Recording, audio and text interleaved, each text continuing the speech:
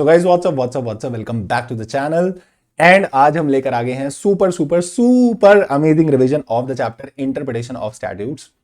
बहुत सारे बच्चों को प्रॉब्लम है इस वाले चैप्टर में भाई साहब।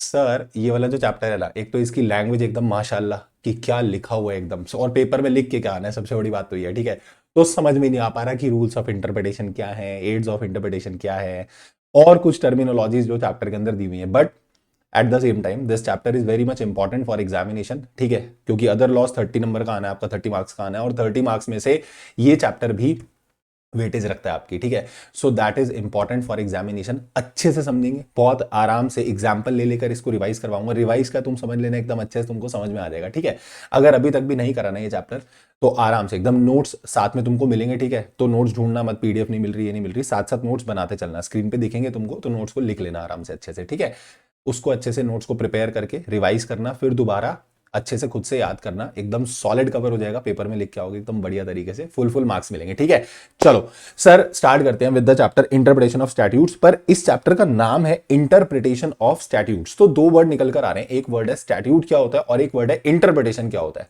तो पहले इन्होंने छोटी सी ना एक डेफिनेशन देकर ये क्लियर करने की कोशिश करी कि स्टैट्यूट वर्ड का मतलब क्या होता है, what is the meaning of the word statute. Law मतलब क्या होता है, तो स्टैट्यूट बोला हमने, the common man the term statute generally means laws and regulations of the various kind. हम जब भी कोई लॉ पढ़ते हैं, कोई रेगुलेशंस पढ़ते हैं, तो that is all the part of statute.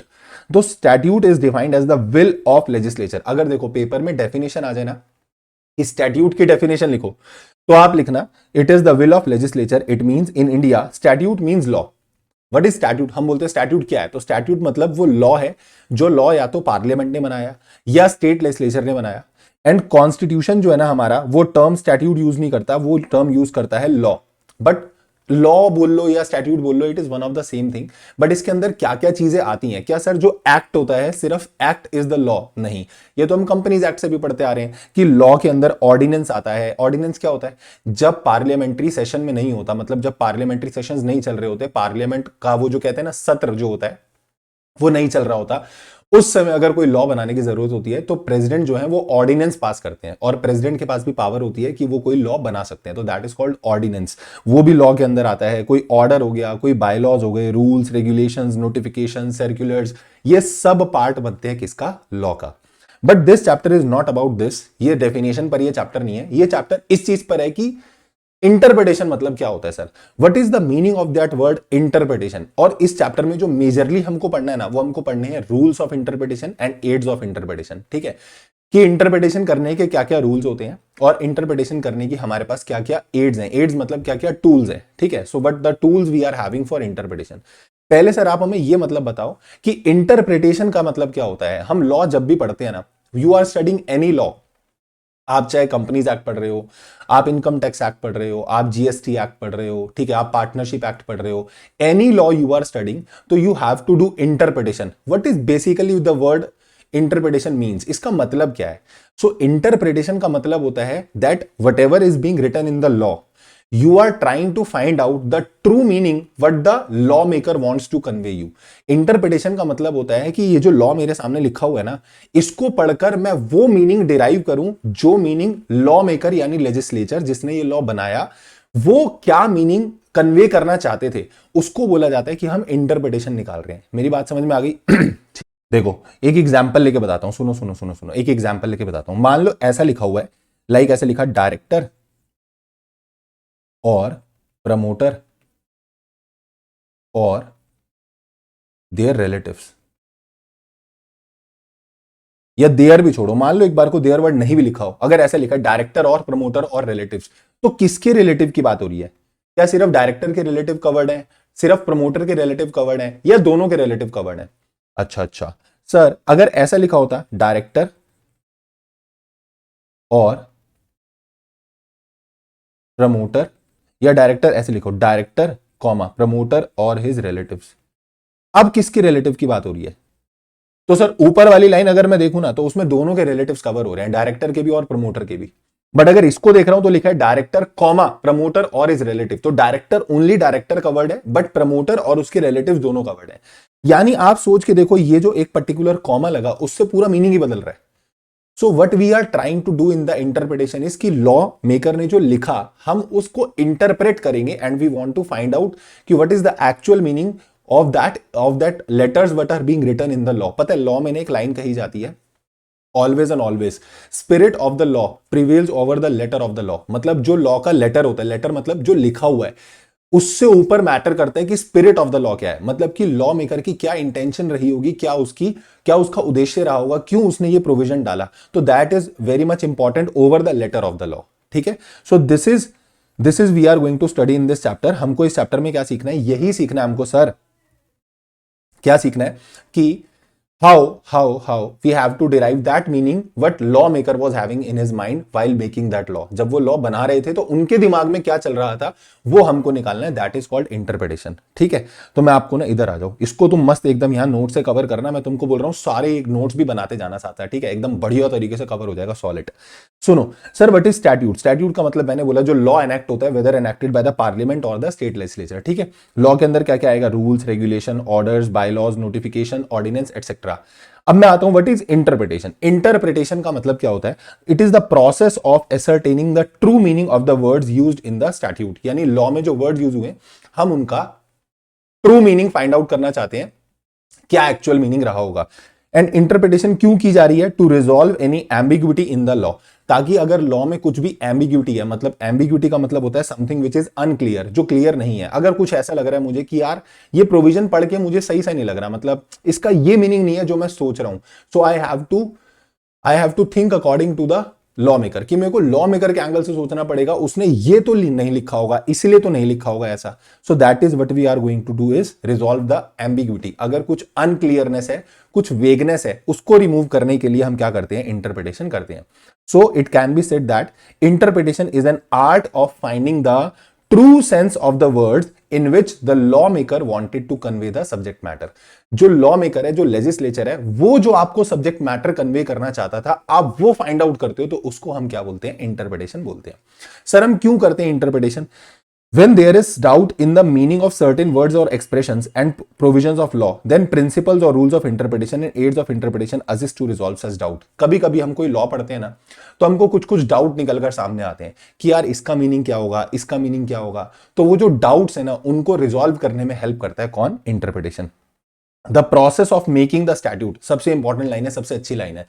क्या जब लॉ बन रहा था तब हम वहां प्रेजेंट थे? नहीं। The process of making the law and interpretation of law takes place separately। Law maker ने जब कुछ ध्यान में रखते हुए लॉ को बनाया होगा, तो उसने कुछ सोचकर लॉ बनाया, वो अलग टाइम पे बना। अलग टाइम पे बना मतलब when the law was being made, जब वो लॉ बन रहा था, कंपनीज एक्ट 2013 बन रहा था। ठीक है, मैं तो आज बैठ के उसका एक सेक्शन पढ़ रहा हूं और मैं उसको इंटरप्रेट करना चाह रहा हूं कि यार इसका क्या मतलब होगा। तो जब वो बन रहा था वो अलग स्थिति थी, मैं उसको इंटरप्रेट करना चाह रहा हूं, तो I have to connect with that mind of legislature. मेरे को उस माइंड से कनेक्ट करना पड़ेगा, मेरे को ये जानना पड़ेगा कि उसने ये प्रोविजन का क्या मीनिंग सोच के लिखा होगा। ठीक सर, इंटरप्रिटेशन कितने टाइप की होती है? दो टाइप की इंटरप्रिटेशन होती है। ठीक है, दो टाइप की इंटरप्रिटेशन बोले तो पहला लीगल और दूसरा डॉक्ट्रिनल। लीगल इंटरप्रिटेशन का मतलब होता है द एक्चुअल लॉ, ऐसा समझना, द एक्चुअल लॉ, जहां पर आप इंटरप्रिटेशन लॉ से ही ले रहे हो।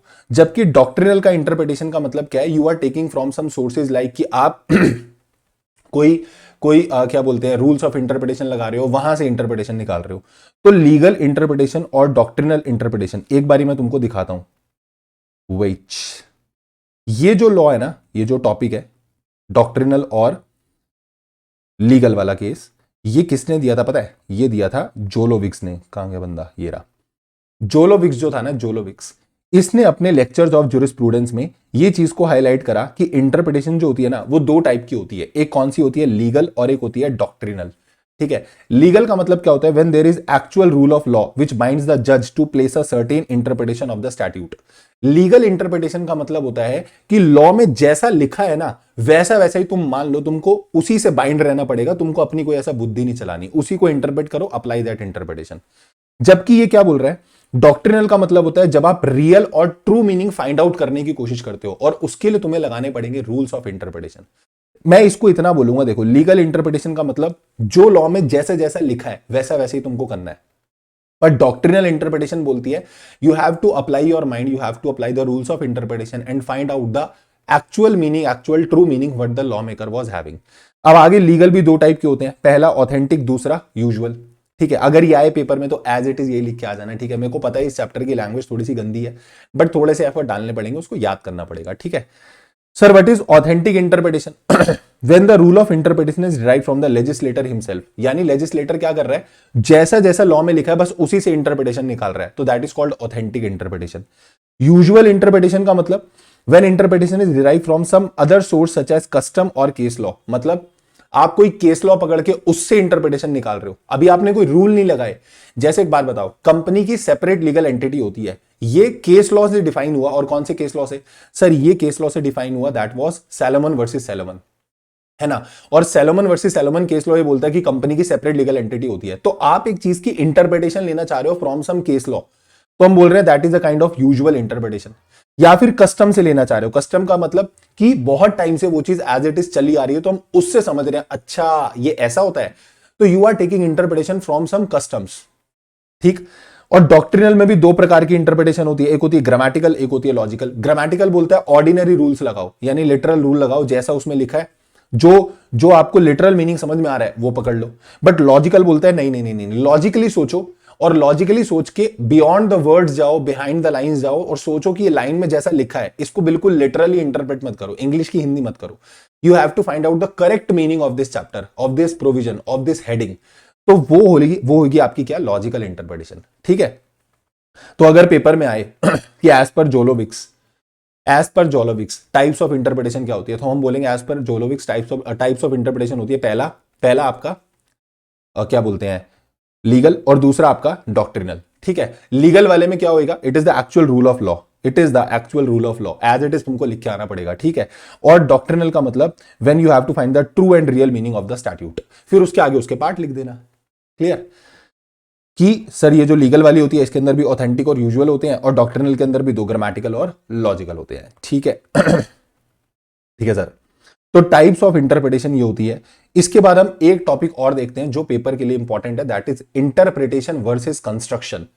ऑल्दो ये दोनों टर्म्स को इंटरचेंजेबली ही यूज किया जाता है। लाइक कहीं जगह हम देखते हैं वर्ड लिखा होता है टू इंटरप्रेट, कहीं जगह वर्ड लिखा होता है टू कंस्ट्रू। कंस्ट्रू का मतलब भी यही होता है कि उसका मीनिंग डिराइव करना। सो वी आर सेइंग कि इंटरप्रिटेशन कंस्ट्रक्शन दोनों का मीनिंग ऑलमोस्ट सेम ही है, बट थोड़ा सा अंतर क्या है, थोड़ा सा अंतर यह है कि इंटरप्रिटेशन जो है ना वो मीनिंग ढूंढना है, कंस्ट्रक्शन का मतलब होता है जो फाइनल कंक्लूजन आप निकालते हो ना, that is called final conclusion, that is called you have construed a provision. एक फाइनल निष्कर्ष पे पहुंचना, that is called you have made the construction of the law. और अगर आपने एक प्रोविजन का मीनिंग ढूंढा, एक्चुअल मीनिंग ढूंढा, तो उसको हम क्या बोलते हैं, उसको हम बोलते हैं इंटरप्रिटेशन। क्या बोलते हैं, इंटरप्रिटेशन। ठीक है, जैसे अगर हम एक्सेप्टेंस ऑफ डिपॉजिट्स वाले चैप्टर में जाएं, तो acceptance of deposits companies act की अगर मैं बात करूं, तो उसमें वो बोलता है कि प्राइवेट कंपनी को तो चलो क्या बोलते हैं, प्राइवेट कंपनी को पब्लिक से डिपॉजिट एक्सेप्ट करना मना होता है, क्योंकि वो तो सेक्शन 2 क्लॉज 68 में प्राइवेट कंपनी की डेफिनेशन में लिखा हुआ है कि वो पब्लिक से डिपॉजिट एक्सेप्ट नहीं कर सकती। ठीक है, तो हमको वहां से पढ़ के क्या लगता है, अच्छा इसका मतलब पब्लिक कंपनी तो कर सकती होगी। बट जब हम एक्सेप्टेंस ऑफ डिपॉजिट्स में जाते हैं, this is what you have made an interpretation कि ओ प्राइवेट कंपनी को मना है क्योंकि एज पर सेक्शन 2 क्लॉज 68 में रेस्ट्रिक्शन डली हुई है, बट इसका मतलब पब्लिक कंपनी कर सकती है। तो तुमको लगेगा अच्छा पब्लिक कंपनी तो कर सकती है, फिर ये इंटरप्रिटेशन हो गई। But when you go to the acceptance of deposit chapter, तो एक्सेप्टेंस ऑफ डिपॉजिट वाले चैप्टर में हमको ये समझाया जाता है कि there is a eligible public company which can accept deposits from the public. तो वहां पर तुमको ये समझ में आया कि एलिजिबल पब्लिक कंपनी ही सिर्फ क्या कर सकती है, पब्लिक से डिपॉजिट एक्सेप्ट करती है। ठीक है, फिर तुमने फाइनल एक कंक्लूजन निकाला कि पब्लिक कंपनी डिपॉजिट नहीं एक्सेप्ट करेगी, only the eligible public company is the company which can accept deposits from the public up to a certain limit. So this is the final conclusion you have drawn from interpreting so many provisions that will become the construction. So construction involves the drawing conclusion beyond the actual expression used in the text. When the court adheres to the plain meaning of the language used by the legislature, जैसे अगर मैंने बोला court मतलब जो भी बंदा वो पढ़ रहा है, वो इंटरप्रिटेशन ले रहा है, अगर वो उसके प्लेन वर्ड के मीनिंग पे जाए तो उसका मतलब वो उसकी इंटरप्रिटेशन कर रहा है। जैसे मैंने बोला कि प्राइवेट कंपनी की डेफिनेशन पढ़ के मुझे एक प्लेन मीनिंग क्या लगा, अच्छा इसका मतलब तो पब्लिक कंपनी कर लेगी acceptance. But if meaning is not plain, the court decide whether the word of the statute covers the situation before the court.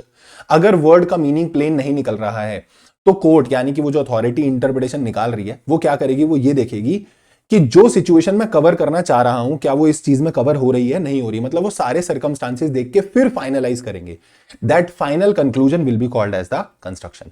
ठीक है, तो पेपर में अगर आया 2-3 नंबर का डिफरेंस आएगा, एज इट इज ये लिख के आ जाना. इसको ऐसे टी फॉर्मेट में बना के लिखना है तो भी ऐसे लिख सकते हो, this will be point number 1 and this will be point number 2. ठीक है ठीक है ठीक है, मतलब ये आपका इंटरप्रिटेशन का पॉइंट नंबर 1 बन जाएगा कंस्ट्रक्शन का, और ये इंटरप्रिटेशन कंस्ट्रक्शन का पॉइंट नंबर 2. अगर इसको आपको टी फॉर्मेट में भी लिख के आना है तो चल जाएगा, ऐसे लिख के आना है तो भी चल जाएगा. ठीक है, तो जैसे भी आपको सही लगे वैसे आप लिख सकते हो, बट इतना ही ध्यान रखना, बस इतना भी पढ़ लोगे तो एकदम सेट है मामला. ठीक है, चलो इसके बाद अपन आते हैं सबसे important part of this chapter पे, रूल्स ऑफ इंटरप्रिटेशन. बहुत टाइम लगाकर मैंने नोट्स बनाया है. ठीक है, और बिल्कुल इधर उधर की कोई और लाइन पढ़ने की जरूरत नहीं है, इतना भी अच्छे से याद करोगे, इतना अच्छे से लिख के आ जाओगे तो वेल एंड गुड है. और एक चीज ध्यान रखना, कुछ बच्चे क्या करते हैं इसमें से भी इसको कट शॉर्ट करेंगे. इसको कट शॉर्ट मत करना भैया, क्योंकि अगर तुम इसको भी कट शॉर्ट कर रहे हो, होता क्या है, इतना बड़ा आपको 10 लाइन का एक पैराग्राफ दिखा, आपको क्या लगता है यार 4-5 लाइनें याद कर ले, बस 2 ही नंबर का तो आएगा. तो 4-5 लाइनें याद करके जाओगे पेपर में, कौन सा एग्जैक्ट अपन 4-5 लाइनें लिख पाएंगे, और अगर 1-2 लाइन भी भूल गए तो गया आंसर, गया क्वेश्चन. तो एटलीस्ट अगर आपको उतना समराइज करके 10 लाइनों का एक आंसर दिया हुआ है तो एटलीस्ट 10-12 लाइंस उसकी याद करो, ताकि पेपर में 10-12 लाइन याद करके जाओगे तो उतना सफिशिएंट याद रह जाएगा जितना पेपर में लिख पाओगे. वरना होता क्या, हम कलाकारियां क्या करते हैं, हमको आंसर दिखता है 20 लाइन का, हम उसमें से याद करते हैं 16-12 इतनी बस. ठीक है, उस 16 या 15 में से भी हमको पेपर में याद रहती हैं 10. ठीक है, जब तक हम एग्जाम हॉल में पहुंचते हैं वो हमें 10 ही याद रहती हैं. फिर अब जब आंसर लिखने बैठते हैं तो हमें उसमें से याद आती हैं 8, लिखते हैं हम उसमें से 4, उसमें भी 2 गलत. तो बिल्कुल तुम्हारे को नंबर मिल रहे हैं, अभी मिल रहे हैं नंबर तुमको, इसीलिए नंबर नहीं मिल रहे क्योंकि हम इतना कट शॉर्ट करे जा रहे हैं. इतना बड़ा आंसर था, हमने सोचा चल छोड़ छोड़ छोड़, ये नहीं करना. ठीक है, this chapter is all about how you are writing your answer. और ये चैप्टर में अगर तुमको नंबर लेने हैं ना तो तभी मिलेंगे अगर तुमने अच्छे से लिखा हुआ है. ठीक है, एक आध एग्जाम्पल कोड कर दिया, अच्छे से लिख दिया और बहुत सेट है मामला, उसके अलावा तुमको कुछ नहीं करना. ठीक है, तो मैंने उतना तुम्हें लिख के दे दिया है, अच्छे से इसको यहां से नोट डाउन कर लेना और इसको याद कर लेना. Clear sir? Rules of interpretation क्या होते हैं? Whenever we have to do interpretation, we have to apply certain rules. तो पहले हम प्राइमरी रूल लगाएंगे, उसके बाद अपन क्या लगाएंगे, सेकेंडरी रूल. एक एक करके प्राइमरी रूल में तुमको पढ़ाऊंगा, सब बिल्कुल आराम से एकदम अच्छे से समझना. ठीक है, with example I will tell you, कहीं पर भी कोई दिक्कत नहीं आएगी. सबसे पहले आता है sir rule of literal construction या लिटरल इंटरप्रिटेशन. सबसे पहला रूल ऑफ इंटरप्रिटेशन क्या बोलता है मैं अभी तुमको ही रीड करवा दूंगा पूरा, टेंशन ना लो, बहुत तसल्ली से कराने वाला हूं मैं ये चैप्टर. ठीक है, सुनो. रूल ऑफ लिटरल इंटरप्रिटेशन क्या बोलता है, जब आप कभी भी किसी लॉ की इंटरप्रिटेशन करने बैठो ना तो पहले उसको लिटरली ही इंटरप्रेट करो. ऐसा एकदम हवाबाजी में नहीं आना, एकदम उड़ नहीं जाना कि इसको ये मतलब तो नहीं होगा, और अगर ऐसा हुआ तो, और अगर ऐसा हुआ तो, इतना नहीं लगाना दिमाग. पहले लिटरली इंटरप्रेट करो, अगर लिटरल मीनिंग ही ठीक आ रहा है तो वही लेके चलो, क्योंकि हर जगह इतना ओवर एक्स्ट्रा ऑर्डिनरी दिमाग नहीं लगाना होता. पहले लिटरल दिमाग लगाओ. ठीक है, आप सोचो अगर लॉ मेकर ने लिखा this is to be filed within 30 days, ऐसे की एग्जांपल लिखा, मान लो कि this document is to be filed with the ROC within 30 days, तो कहीं 30 का मतलब 90 तो नहीं है, कहीं 30 का मतलब 300 तो नहीं है. अबे पागल हो क्या, 30 मतलब 30. तो जो प्लेन लिखा है वो प्लेन का, प्लेन मीनिंग का, जो प्लेन वर्ड है उसका प्लेन मीनिंग ही लो ना. इतना ज्यादा ओवर थिंकिंग मत करो. अगर आप किसी नॉर्मल प्लेन चीज में भी over and extra ordinary thinking कर रहे हो तो वो गलत हो जाएगा, फिर वो बेकार है. आप इंटरप्रिटेशन जब करने बैठे हो पहले सिंपल मीनिंग क्या लो. अच्छा, जैसे एक बात बताओ, हम बात करते हैं सब्सिडरी कंपनी, होल्डिंग कंपनी. ठीक है, सेक्शन 2 क्लॉज 87 सब्सिडरी कंपनी पढ़ते हैं हम, तो हम बोलते हैं सब्सिडरी कंपनी में एक ऐसी कंपनी होती है जिस कंपनी के मोर देन 50% वोटिंग राइट किसके पास होते हैं, एक होल्डिंग कंपनी के पास होते हैं. ठीक है, यही पढ़ते हैं ना. तो वहां पर लैंग्वेज स्टार्ट ही ऐसे हो रही है, इट मीन्स अ कंपनी. तो पहले तो हम कंपनी का मतलब यही निकालेंगे ना, कंपनी मीन्स अ कंपनी वाली कंपनी, सेक्शन 2 क्लॉज 20 वाली कंपनी. वो तो फिर बाद में जाकर उसने एक्सप्लेनेशन में एक लाइन डाली हुई है क्या, कि here for this section company includes body corporate. तो ऊपर जब मैंने सेक्शन में कंपनी वर्ड पढ़ा होगा तो मेरे दिमाग में सिर्फ भारत वाली कंपनीज आई होंगी, मेरे दिमाग में बॉडी कॉर्पोरेट नहीं आया होगा which is incorporated outside India, है ना. बट फिर लॉ मेकर को यह समझ में आया अगर हम ऐसा कर देंगे तो फिर तो ऐसे फॉरेन कंपनीज में ये होल्डिंग सब्सिडरी वाला सीन बन ही नहीं पाएगा. जैसे हिंदुस्तान यूनिलीवर लिमिटेड कंपनी है इंडिया के अंदर, और बाहर एक कंपनी जिसका नाम है यूनिलीवर लिमिटेड. तो यूनिलीवर लिमिटेड फिर इंडिया में तो होल्डिंग सब्सिडरी बना ही नहीं पा रहा, तो फिर ये रेगुलेट कैसे करेंगे हम. तो उन्होंने नीचे एक लाइन डाल दी एक्सप्लेनेशन में क्या, for this section company includes body corporate. मैं ये बोलना चाह रहा हूं, पहले जब आप किसी भी लॉ को पढ़ो तो उसका जो प्लेन मीनिंग निकल कर आ रहा है पहले आप वही मीनिंग उठाओ, ठीक है। तो इसलिए मैंने लिखा कि पहले सबसे पहले क्या ले लो, एकदम प्लेन मीनिंग ले लो। It is the cardinal rule of interpretation which states that law must be interpreted literally and grammatically. बिल्कुल ग्रामेटिकल मीनिंग निकालो, बिल्कुल लिटरल मीनिंग निकालो, by using their natural and ordinary meaning of the words. यानी कुछ भी word अगर law में लिखा है, ठीक है, डॉक्यूमेंट, तो डॉक्यूमेंट का क्या मीनिंग होता है, वो जो तुम समझते हो वो लो, ठीक है। सबसे पहले वही लो, पहले आप उसका जो नेचुरल, जो डिक्शनरी मीनिंग है, जो लिटरल नॉर्मल लाइफ में वो वर्ड यूज होता है, जिस तरीके से यूज होता है, पहले आप उसको उसी मीनिंग पे निकालो। बट अगर मान लो ऐसा लग रहा है कि कुछ एब्सर्डिटी हो रही है, मतलब अगर मैं उसको लिटरली इंटरप्रेट कर रहा हूं तो मुझे कुछ एब्सर्ड लग रहा है, मुझे कुछ गलत लग रहा है, नहीं, ये लॉ का पर्पस डिफीट कर रहा है, then you move to another rule of interpretation. If the phrase of the statute is clear, अगर जो लॉ में लिखा है वो क्लियर है, अनएम्बिगुअस है, and it have only one meaning, then the statutes are to be interpreted as per their plain and literal meaning. इसको बोलते हैं रूल ऑफ लिटरल इंटरप्रिटेशन। और यहां पर एक मैक्सिम है, ये याद कर लेना, क्या होती है सर, एब्सोल्यूटा सेंटेंशिया एक्सपोजिटोरे नॉन इंडिजेट। अब ये तुमको याद करना पड़ेगा, ठीक है। An absolute sentence need not an expositor, मतलब कि प्लेन वर्ड्स के लिए कोई एक्सप्लेनेशन की जरूरत नहीं होती है। मैंने तुमको बोला मेरे को आपसे बात नहीं करनी, तो this is a plain sentence कि मेरे को आपसे बात नहीं करनी। अब इसमें कोई एक्सप्लेनेशन की जरूरत नहीं है कि यार इसका मतलब तो ये, इसका मतलब तो ये, ऐसा कुछ नहीं दिमाग लगाना, ठीक है। ये मैंने एग्जांपल अभी तुम्हें ऊपर दे ही दिया कि अगर मान लो ऐसा लिखा है कि एक डॉक्यूमेंट को 30 डेज में फाइल करना है, तो 30 मींस 30 ना, 30 is not to be interpreted as 300, और 30 इज नॉट टू बी, अरे जीरो की तो वैल्यू नहीं होती, 30 मतलब 3 है, ये थोड़ी पागलपंती करोगे। But if there is any absurdity, inconsistency in the grammatical sense, पर अगर मान लो लॉ में कुछ भी लिखा है और उसको अगर हम ग्रामेटिकल सेंस पे कन्वर्ट कर रहे हैं तो कुछ एब्सर्ड हो रहा है, कुछ गलत हो रहा है, then the grammatical sense must be modified to avoid such inconvenience. तो फिर उस सेंस को आप थोड़ा मॉडिफाई करो, यानी you have to change your rule of interpretation so that कि वो इनकन्वीनियंस को हटाया जा सके। सर आप इसका कोई एग्जाम्पल दे सकते हो? हाँ बिल्कुल दे सकते हो। जैसे मान लो एक रेस्टोरेंट है, ठीक है, और उस रेस्टोरेंट के बाहर लिखा हुआ है कि एनिमल्स आर आल्सो अलाउड। अब बंदों को ऐसा लगता है कईयों के पेट एनिमल्स होते हैं तो वो उनको भी लेके आएंगे, अगर हम उनको मना कर देंगे तो कस्टमर नहीं आएंगे दुकान के अंदर। तो उन्होंने बोला कि एनिमल्स आर आल्सो अलाउड, और तुम भाई साहब वहां पे शेर लेके पहुंच गए, तो क्या वहां पर एनिमल्स का मतलब वो ये कन्वे कर, सर आपने तो एनिमल ही लिखा है ना, शेर भी तो एनिमल ही होता है, हम तो लेके आ गए, कर लो। तो वो रेस्टोरेंट वाला बोलेगा भाई बाहर निकल, माफ कर भाई, भाग जाए यहां से, ये तो बंदा सबको ही मरवा देगा। तो वहां एनिमल का लिटरल मीनिंग निकाल रहे हो, it is creating an absurdity, वो एक गलत मीनिंग कन्वे कर रहा है। क्या जो रेस्टोरेंट वाला था वो ये मीनिंग कन्वे करना चाहता था कि तुम जानवर कोई सा भी, कल को तुम सांप उठा के ले आओगे अंदर, ये भी तो एनिमल में आता है, कोई भी एनिमल तुम लेके पहुंच जाओगे, तो वो बोल रहे थे पेट एनिमल्स, तो सर उन्हें क्लियरली लिखना चाहिए था ना। हाँ तो you have to interpret like that ना। अगर आप लॉजिकली चलोगे तो लॉजिकली वहां एनिमल वर्ड क्यों लिखा हुआ है, वहां एनिमल वर्ड इसलिए लिखा हुआ है कि जो आपके पेट डोमेस्टिक एनिमल्स होते हैं, पेट एनिमल्स होते हैं, वो अगर आपके साथ हैं छोटे छोटे, वो आप लेके आ सकते हो, पर तुम शेर लेके पहुंच गए वहां पे, वो तो बेवकूफी है ना। That is called second rule, rule of reasonable interpretation. Reasonably सोचो, लॉजिकली सोचो, ऐसे लिटरल मत सोचो। अब दूसरा रूल क्या बोलता है, भाड़ में गया लिटरल, लॉजिकली सोचो, लिटरल मत सोचो। ये सोचो कि लॉजिकली यहां पर ये एनिमल लिखने का पर्पस क्या रहा होगा, क्या यहां पर वाइल्ड एनिमल्स को कवर किया गया होगा, नहीं किया गया होगा। गेटिंग? इसकी मैक्सिम क्या है सर, अत्रेस मैगिस वेलिएट क्वेम्पेरिट। ओहो, words of a law must be interpreted to get a sensible meaning. Words को इस प्रकार से इंटरप्रेट करो कि उनका एक सेंसिबल मीनिंग निकल कर आ सके। This rule states that if grammatical interpretation leads to absurdity, then the court shall interpret the law in a manner so as to avoid the absurdity and to resolve the inconsistency. अभी मैंने तुमको example दिया ही कि जैसे वो animal वाला clause था, तो उसको इस प्रकार से इंटरप्रेट करो कि वो एब्सर्डिटी ना लगे, बिल्कुल ठीक है, बेहुदापना ना लगे, बेवकूफी ना लगे।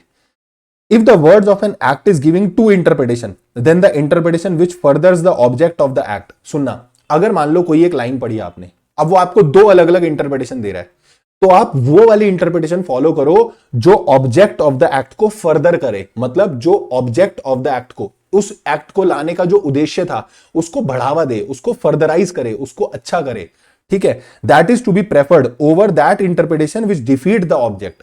बल्कि वो इंटरप्रिटेशन छोड़ो जो उस एक्ट के उद्देश्य को डिफीट कर रही है, डोंट टेक दैट इंटरप्रिटेशन, ठीक। So the words of the law must be interpreted to get the rational and sensible meaning. तीसरा आता है rule of harmonious construction. Sir ये क्या होता है, कई बार क्या होता है कि एक ही लॉ पर दो अलग अलग, एक ही चीज पर दो अलग अलग लॉज हैं, ठीक है, या एक चीज पर दो अलग अलग प्रोविजन है, कोई कंफ्लिक्ट, उसमें कोई कंफ्लिक्ट हो गया, कोई कॉन्ट्राडिक्शन हो गई, तो व्हाट विल हैपन, अगर मान लो दो चीजों में कॉन्ट्राडिक्शन होती है ना, तो what we will do is we will apply rule of harmonious construction, मतलब दोनों को हार्मोनाइज करके चलो, दोनों को साथ लेके चलो, ठीक है। टू द एक्सटेंट जहां तक आप दो प्रोविजन को एक साथ लगा सकते हो लगाओ, अगर नहीं लग पा रहा तो फिर ये रूल बोलता है specific shall prevail over the general. मतलब सर एग्जांपल दे सकते हो, हाँ, जैसे कंपनीज एक्ट में मिनिमम एप्लीकेशन मनी का अगर आप प्रोविजन देखोगे तो कंपनीज एक्ट में मिनिमम एप्लीकेशन मनी का प्रोविजन दिया हुआ है कि देयर मस्ट बी 5% कम से कम एप्लीकेशन मनी होनी चाहिए, ठीक है। अगर मान लो कि कोई शेयर 100 रुपए की फेस वैल्यू रखता है तो फेस वैल्यू का कम से कम 5% एप्लीकेशन मनी होना चाहिए। So according to companies act application money will be 5 rupees, but SEBI के लॉज बोलते हैं कि 25% must be the application value, minimum application value जो होनी चाहिए, जो एप्लीकेशन अमाउंट होना चाहिए वो 25% होना चाहिए। अब उसके हिसाब से अगर मैं देखूं तो 25 रुपए होना चाहिए। तो अगर मैं कंपनीज एक्ट कंप्लाई करता हूं और शेयर की लिस्टिंग कराने जा रहा हूं तो सेबी के लॉ वायलेट हो रहे हैं, और ये कंप्लाई करता हूं तो फिर ये कंप्लाई करने से मेरा ये भी कंप्लाई हो गया और कंपनीज एक्ट भी कंप्लाई हो गया। तो this rule of harmonious construction is saying कि टू द एक्सटेंट आप जितना हार्मोनाइज करके चल सकते हो ना दोनों चीजों को, आप उनको हार्मोनाइज करके चलो। बट अगर मान लो कॉन्ट्राडिक्शन हो जाती है और नहीं हो रहा, हार्मोनाइजेशन पॉसिबल नहीं है, देन फिर रूल क्या आएगा, specific rule will prevail over the general, यानी कि स्पेसिफिक लॉ जो होगा उसके लिए बना हुआ फिर वो प्रिवेल कर जाएगा ओवर द जनरल। जैसे इंडियन कॉन्ट्रैक्ट एक्ट है, वो एक जनरल लॉ है, ठीक है, that is a general law. अब अगर हम बात करते हैं कोई भी और, आप कंपनीज एक्ट में आप शेयर्स अप्लाई करते हो, ठीक है, that is also that invitation to offer, offer acceptance, वो सब वहां पर भी आता है। इंडियन कॉन्ट्रैक्ट एक्ट एक जनरल लॉ है, ठीक, about any contract which is being made, so वो एक जनरल लॉ। बट कई सारे ऐसे कॉन्ट्रैक्ट्स होते हैं कोई जिन पर और भी अदर उनके लॉज लग रहे हैं, तो आपको फिर उन लॉ के हिसाब से स्पेसिफिकली चलना पड़ेगा, क्योंकि अगर कॉन्ट्राडिक्शन हुई तो स्पेसिफिक प्रिवेल कर जाएगा over the general. It is the rule of interpretation which states that the laws and deeds and expression used therein, expression used का मतलब क्या होता है, जो वर्ड यूज हुए हैं उस लॉ के अंदर या उस डॉक्यूमेंट के अंदर, उस डीड के अंदर, should be interpreted in a sense which is in the best harmonization of the object of the statute। मतलब आप उनको उस प्रकार से इंटरप्रेट करो कि उस लॉ का जो उद्देश्य है वो उसके साथ हार्मोनाइज होकर चले। The interpretation which produces the greatest harmony and the least inconsistency is called the rule of harmonious construction। वो इंटरप्रिटेशन निकालो जो इनकंसिस्टेंसी को कम करे और हार्मोनाइजेशन को बढ़ाए, वैसे वाली interpretation is good, that is called rule of harmonious construction. It is applied when there is conflict between two provision of a statute और when there is any conflict between provision and object of the law. Provision में कुछ और लिखा है but law के उद्देश्य में कुछ और लिखा है। अब हम फंस गए, हमको समझ में नहीं आ पा रहा कि क्या करें, so you have to harmonize it. अगर हार्मोनाइज होता है बहुत अच्छी बात है, अगर नहीं हार्मोनाइज होता then specific will prevail over the general।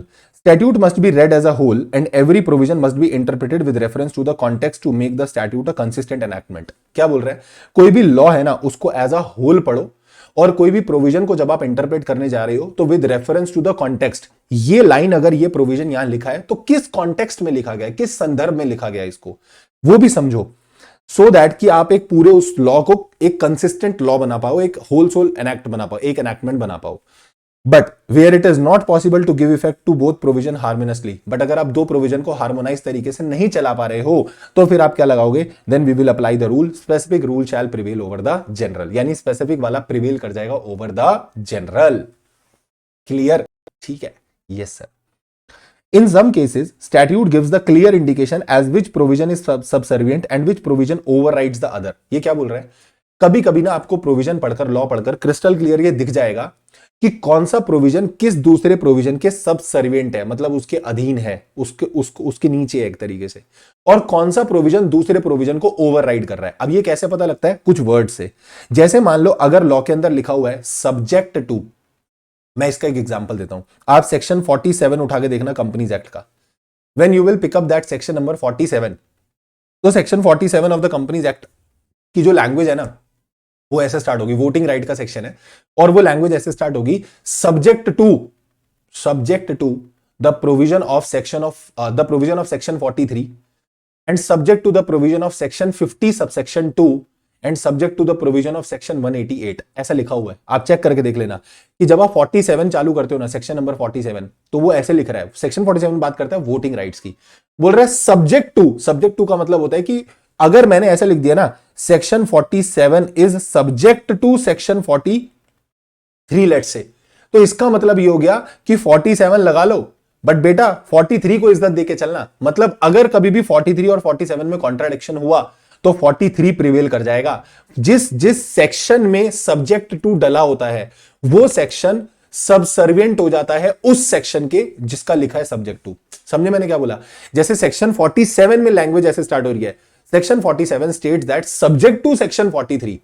तो किसको सब्जेक्ट टू में डाल रहे हो? 43 को ना, इसका मतलब 43 ऊपर हो गया, 47 नीचे हो गया।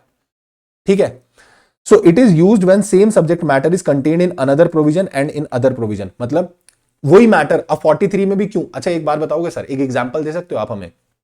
ये आपने ये क्यों लिखा हुआ है 47 वाला जो आप बोल रहे हो, क्यों लिखा हुआ है? पता है 47 वोटिंग राइट की बात करता है और 43 जो था ना वो बात करता था कि equity share differential voting right के साथ भी इशू हो सकते हैं। 47 ये बोलता है कि वोटिंग राइट्स हमेशा आपके प्रोपोर्शनल होंगे in the share capital, in the ratio of that share capital, उस हिसाब से प्रोपोर्शनेटली आपको वो मिलते हैं, क्या बोलते हैं, वोटिंग राइट मिलते हैं। ठीक है, बट 43 क्या बोलता है? डीवीआर वाले केस में, डिफरेंशियल वोटिंग राइट वाले केस में एक शेयर में, वैसे तो जनरली ये बोलता है एक शेयर एक वोट, पर ये क्या बोल रहा है? एक शेयर में एक से ज्यादा वोट भी हो सकते हैं। डीवीआर तो ये बोलता है ना, तो बोल रहा है भाई 47 बोलता होगा कि वोटिंग राइट ऐसे होते हैं, बट 43 में क्योंकि डीवीआर लिखा हुआ है तो 43 चलेगा, 43 की चलेगी। 47 में एक लाइन ये भी लिखी हुई है, सब्जेक्ट टू सेक्शन 50 सबसेक्शन 2। अब ये क्या मतलब है? वहां पर ये लिखा हुआ है सेक्शन 50 सबसेक्शन 2 में क्या है कि अगर कॉल्स इन एडवांस का पैसा कोई बंदा दे देता है ना, तो उसको एडवांस पैसा देने पे कोई एक्स्ट्रा वोटिंग राइट नहीं मिल जाएंगे। ठीक है, you will not get extra voting right. ऐसे तो हर बंदा क्या करेगा, कॉल्स इन एडवांस पे करता रहेगा और कंपनी से ज्यादा वोटिंग राइट लेने की कोशिश करेगा। तो सेक्शन 50 सबसेक्शन 2 में क्या लिखा हुआ है? कंपनी एक्स्ट्रा वोटिंग राइट नहीं देगी on the basis of calls in advance. तो वो यही बोल रहा है। 47 क्या बोलता है? जितनी आपकी शेयर कैपिटल होगी उसके हिसाब से आपको क्या मिल जाएंगे, वोटिंग राइट। बट वो क्या बोलता है? Subject to section 50 subsection 2। Section 50 subsection 2 को ध्यान में रख के चलना, उसका उसका उल्लंघन आप नहीं कर सकते। सो अगर मान लो सेम चीज पर दो अलग अलग प्रोविजन में बात हो रही है और एक क्लॉज में लिख दिया गया this is subject to that, जैसे सब वो देख लो क्या बोलते हैं, क्या बोलते हैं, कोई भी ऐसा सेक्शन देख लो जहां पर आप सब्जेक्ट टू लिखा देख लो, तो बोल रहा है latter provision will prevail over the former. समझ में आ गया? मैंने लिखा section 47 is subject to section 43 and section 50 and section 188। तो यानी जो लेटर प्रोविजन है ना ये प्रिवेल कर जाएंगे ओवर द प्रीवियस वन। समझ में आ गई? Yes sir. यानी कि मैंने क्या बोला, उसकी चलेगी, हमारी नहीं चलेगी। जिस सेक्शन में सब्जेक्ट टू लिखा है वो नहीं, सामने वाले की चलेगी। The clause which contain subject to is subservient to another. पर अगर आप कोई सेक्शन देखते हो जहां लिखा होता है notwithstanding anything contained, इसका मतलब क्या होता है कि कुछ भी लिखा हो वो गया भाड़ में। अब नॉट ऐसे लिखा हो, not with standing anything contained in any act, not with standing anything contained in any law, not with standing anything contained in any section, कुछ भी ऐसा लिख दिया तो जिसके साथ तुमने लिख दिया ना नॉट विथ स्टैंडिंग, यानी वो गया भाड़ में, हमारी चलेगी। तो सब्जेक्ट टू क्या बोलता है? उसकी चलेगी भाई, जैसा वो बोलेगा वैसे अपन करेंगे। नॉट विथ स्टैंडिंग क्या बोलता है? भाड़ में क्या, चल जैसा हम बोलेंगे वैसा वो करेगा। यानी मैं मान लो मैंने ऐसे लिखा सेक्शन 60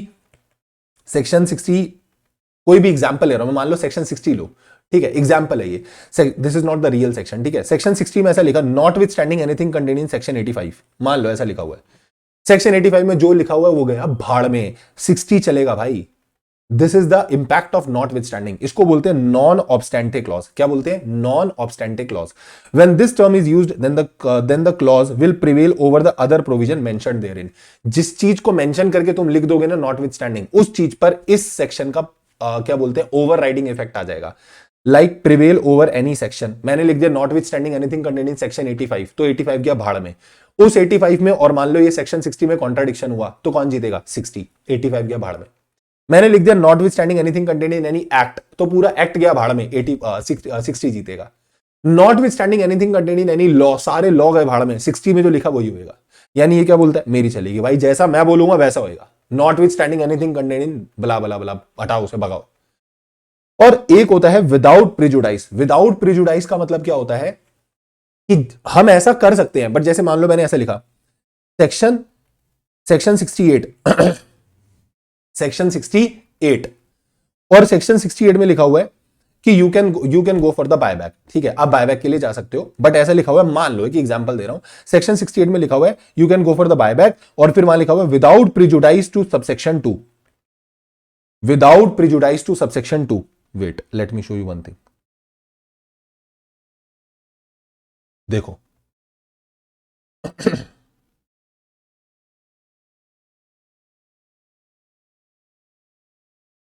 सेक्शन 68 देखो, सेक्शन 68 में क्या लिखा हुआ है, कंपनी बायबैक कर सकती है सीधे। और सेक्शन 68 सबसेक्शन 1 की कहानी क्या स्टार्ट हो रही है, notwithstanding anything contain in this act but subject to the provision of subsection 2।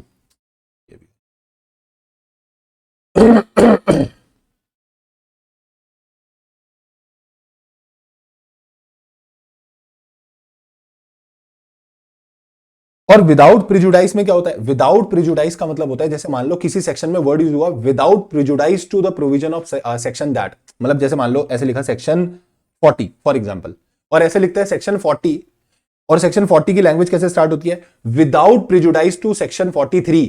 इसका मतलब 40 लगेगा बट 43 को नुकसान पहुंचाए बिना, यानी तुम्हें दोनों को कंप्लाई करके चलना है, 43 को भी ध्यान में रख के चलना और 40 को भी ध्यान में रख के चलना। देखो मैं एक ही चीज से तुम्हें 3 चीज समझाने की कोशिश करता हूं।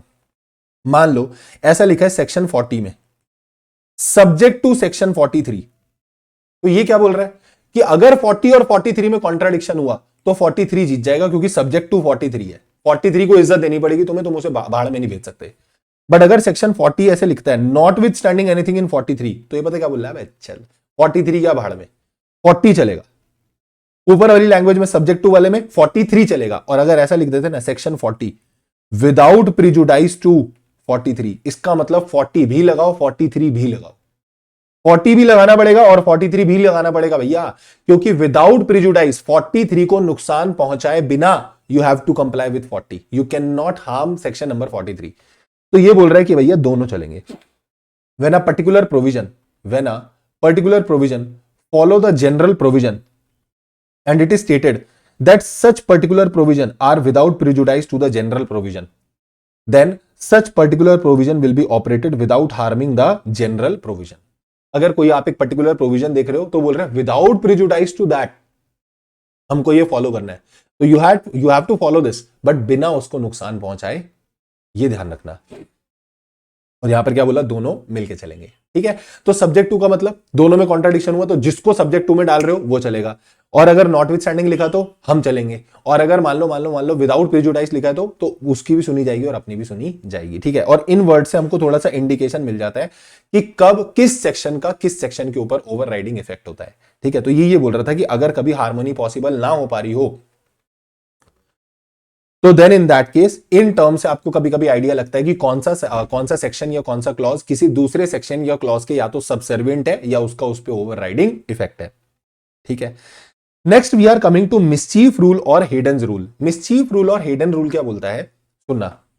मिसचीफ रूल और हिडन रूल ये बोलता है कि जब भी आप कभी किसी प्रोविजन को, किसी लॉ को, किसी सेक्शन को इंटरप्रेट कर रहे हो ना, तो आप ये 4 बातें कंसीडर करो। ये 4 बातें बोले तो what was the law before making of the act, जिस एक्ट को आप आज इंटरप्रेट करने की कोशिश कर रहे हो ना, सोचो इससे पहले क्या लॉ हुआ करता था, ठीक है। जब वो लॉ हुआ करता था तो उसमें क्या कमी थी, क्या मिसचीफ था, क्या हार्डशिप थी जो उस लॉ से चली आ रही थी जिसकी वजह से नया लॉ लाना पड़ा। और ये जो एक्ट आप नया वाला लेके आए, क्या आप सोच रख रहे थे कि ये नया वाला लॉ किस प्रकार से उस हार्डशिप को खत्म करने की कोशिश कर रहा था। और चौथी चीज कि what are the true reason for the remedy, जो आप ये रेमेडी लेकर आए हो, जो आप नया एक्ट लाए हो, जो आप नया लॉ लेकर आए हो, इसके क्या रीजंस हैं। You have to ask 4 questions to yourself. पहला कि जो अभी ये लॉ चल रहा है इससे पहले कौन सा लॉ था। दूसरा, उस लॉ में क्या डिफेक्ट थे, क्या मिसचीफ थी, क्या हार्डशिप थी। तीसरा, कैसे पार्लियामेंट ने ये दिमाग लगाया था कि अगर हम ये नया वाला लॉ लेके आ जाएंगे तो वो हार्डशिप दूर हो जाएगी। सोचो कि how the parliament was thinking by bringing this new act will resolve the ambiguity or something, and what are the true reason for the remedy।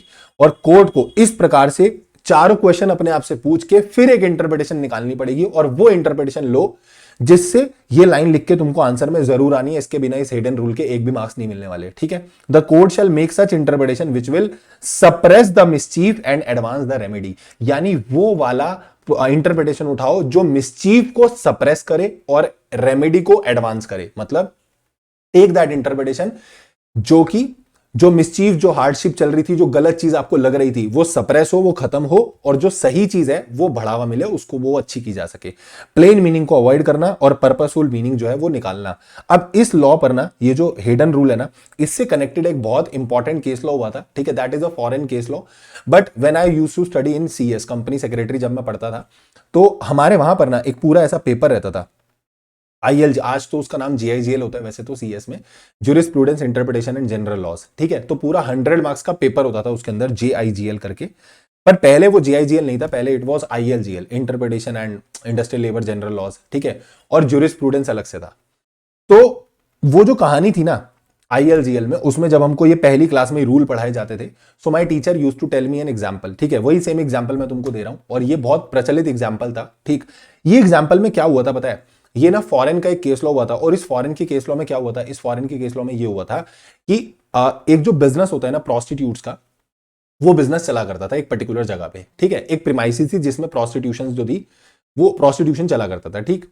अब वो लोग क्या करते थे, जो प्रोस्टिट्यूट्स होते थे वो सॉलिसिट करते थे स्ट्रीट्स पे जाके, मतलब जो लोग निकल रहे हैं तो उनको सॉलिसिट करते थे, उनको इनवाइट करते थे, ठीक, उनको अपनी तरफ बुलाते थे।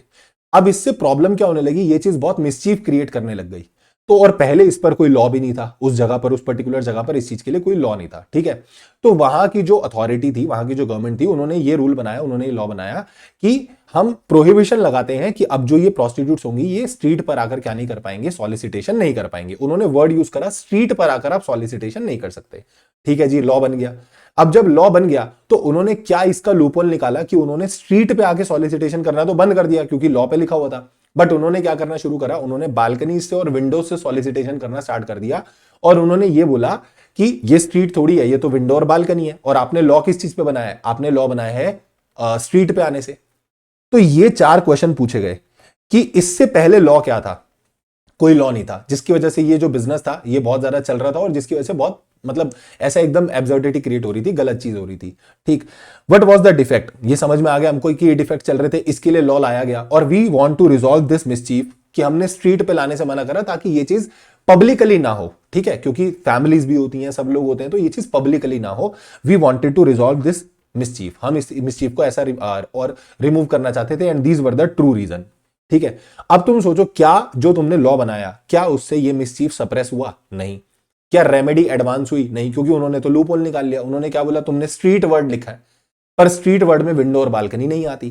तो वहां पर फिर इस रूल को फॉलो करते हुए, इन 4 क्वेश्चन का आंसर निकालते हुए, क्या हमारा स्ट्रीट लिखने का करेक्ट रीजन ये था कि स्ट्रीट पे मत आओ, मतलब अगर तुम बालकनी से चिल्ला रहे हो तो ठीक है, क्या this was the correct reason? No, this was not the true reason.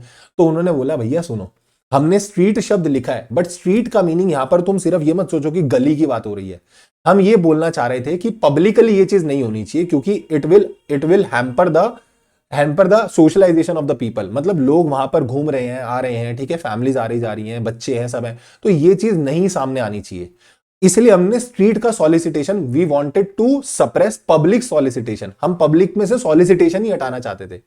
तुमने तो और उल्टा गंद मचा दिया कि तुमने क्या करा, स्ट्रीट को छोड़कर तुमने विंडो बालकनी बोल दिया। तो इसलिए लॉ ने वहां पर इंटरप्रिटेशन दी, भाई स्ट्रीट मतलब includes Windows and balconies and terrace etcetera, सब आ जाएगा स्ट्रीट के अंदर। अब एक बात सोच के बताओ, कहीं तुम लॉ में स्ट्रीट वर्ड लिखा देखोगे तो तुमको उसका मीनिंग कभी दिमाग में भी आएगा खिड़की है, क्या उसका दिमाग में कभी मीनिंग आएगा इट इज बालकनी? नहीं, स्ट्रीट मतलब तुम सोचोगे रोड, गली। बट लॉ ने यहां क्या इंटरप्रिटेशन दी, दैट ये लॉ इसलिए नहीं बना था कि तुम स्ट्रीट पे मत आओ, ये लॉ इसलिए बना था, correct reason for the remedy was कि we wanted to remove this public solicitation, हम इसे हटाना चाहते थे। तो इसीलिए लॉ ने बोला हम ऐसी इंटरप्रिटेशन लेंगे जिससे मिसचीफ सप्रेस हो और रेमेडी एडवांस हो, मतलब वो जो सप्रेस, वो गलत चीज चल रही थी, वो जो मिसचीफ गलत चीज चल रही थी वो हटे और उसकी जगह सही चीज सामने निकल कर आए। This was the hidden rule और मिसचीफ रूल, ठीक है, ठीक है सर। फिर हम आते हैं rule of beneficial construction. Rule of beneficial construction क्या बोलता है, देखो ये पता क्या बोलता है, ये बोलता है कि अगर मान लो कहीं आप लॉ में कुछ ऐसा लिखा देखते हो ना जिसका कुछ बेनिफिट पहुंचाना है ज्यादा लोगों तक, तो आप थोड़ा सा ब्रॉड माइंड लेकर इंटरप्रिटेशन करना। मतलब जैसे किसी लॉ में ऐसा लिखा हुआ है, following things are to be given to the following things are to be given to the following things are to be given to the underprivileged people, ठीक है। अब मान लो किसी लॉ में ऐसे लिखा हुआ है कि ये फलानी फलानी चीजें अंडर प्रिविलेज लोगों को मिलेंगी। अब अंडर प्रिविलेज मतलब क्या, अंडर प्रिविलेज में कौन आता है, क्या जो फिजिकली हैंडीकैप्ड होते हैं, क्या वो अंडर प्रिविलेज होते हैं? क्या जो सोशली बैकवर्ड कास्ट से होते हैं, क्या वो अंडर प्रिविलेज होते हैं? क्या सर जो मैल न्यूट्रिशियस होते हैं, क्या वो अंडर प्रिविलेज होते हैं? या फिर कोई बंदा कोई विडो है या कोई ऐसा पर्सन है, क्या उनको अंडर प्रिविलेज बोला जा रहा है? तो किसको अंडर प्रिविलेज बोला जा रहा है? वट वी आर कवरिंग, तो ये लॉ बोलता है, ये रूल बोलता है, जब हम किसी को बेनिफिट देने की बात करते हैं ना, when we are trying to give a benefit, अगर आप किसी लॉ में ऐसा प्रोविजन देखो कि जहां पर कुछ अंडर प्रिविलेज लोगों को कुछ बेनिफिट पहुंचाया जा रहा है, तो extend that meaning to a broader class, आप उसको थोड़ा ब्रॉड लेवल पे इंटरप्रेट करना, ठीक है। It is not a rule, rather it is a method of interpreting the provision liberally, आप थोड़ा लिबरल होकर प्रोविजन को इंटरप्रेट करो। This rule of beneficial construction is applied to the law, ऐसे लॉ पे ये वाला रूल लगाया जाता है which contain the law which contain provision for improving the condition of certain class of the people। अब कोई लॉ आया कि नरेंद्र मोदी जी ने बोला कि हम सबको 5,000 रुपए बांटेंगे अंडर प्रिविलेज लोगों को, तो क्या वो सिर्फ हैंडीकैप्ड लोगों को सोच रहे होंगे, कंसीडर कर रहे होंगे? या अगर तुमको ऐसा कोई दिख रहा है सोशली बैकवर्ड क्लास पीपल है, या लोग ट्रांसजेंडर जो लोग होते हैं उनके साथ बहुत ऐसा भेदभाव कर रहे हैं, तो किनके लिए वो प्रोविजन लाया गया भाई?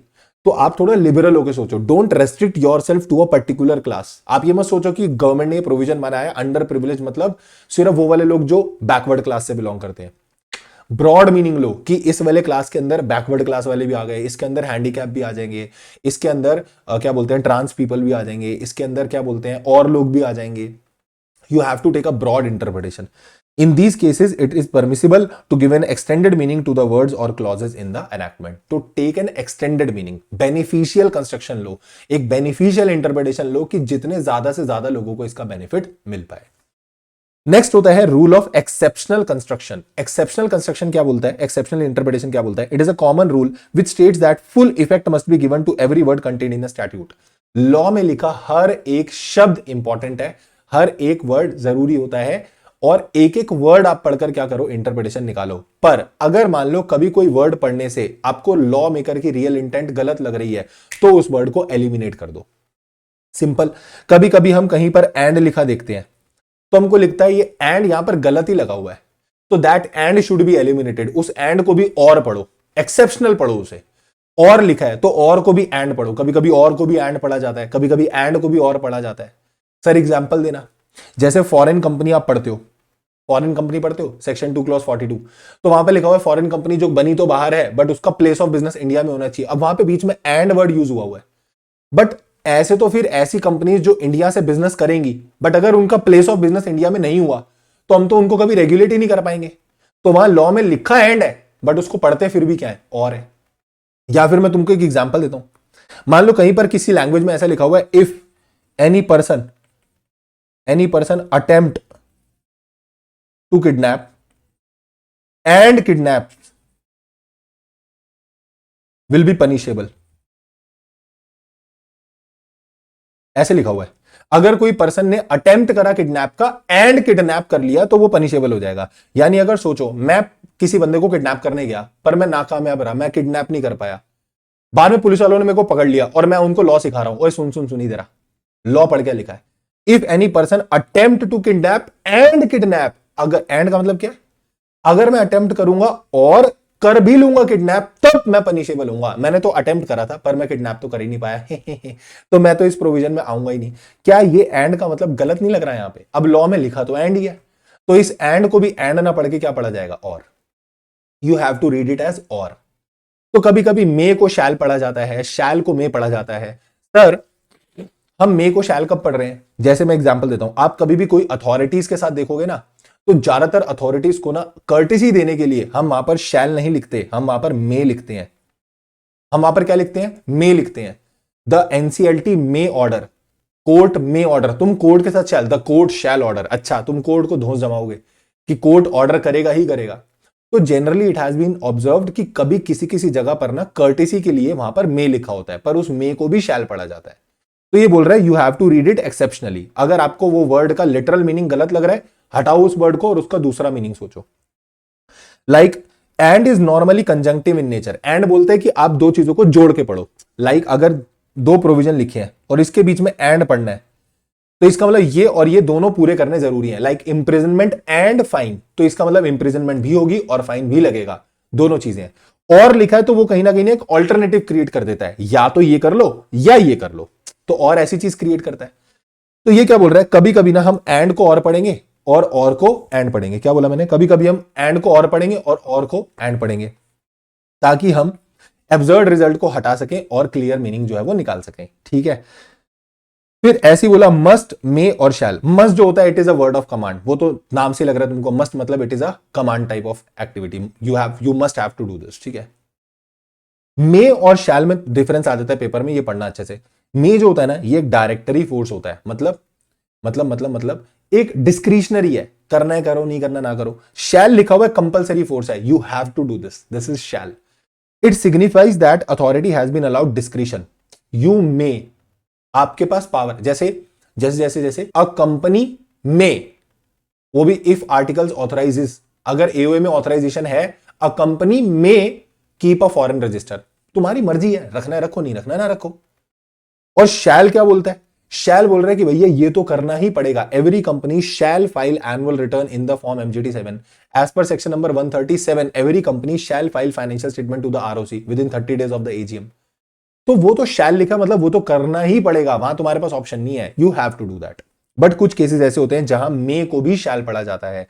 पहला, अगर मान लो मे का यूज किया गया है बट जो कंडीशन लिखी गई है वो एक रिक्वायर्ड कंडीशन है कि पूरी करनी पड़ेगी, तो ऑल दो लिखा मे है बट तब भी वो शैल पढ़ा जाएगा। सर आप इसका एग्जांपल दे सकते हो? हाँ, जैसे आप सेक्शन नंबर 21 उठा के देखो कंपनीज एक्ट का।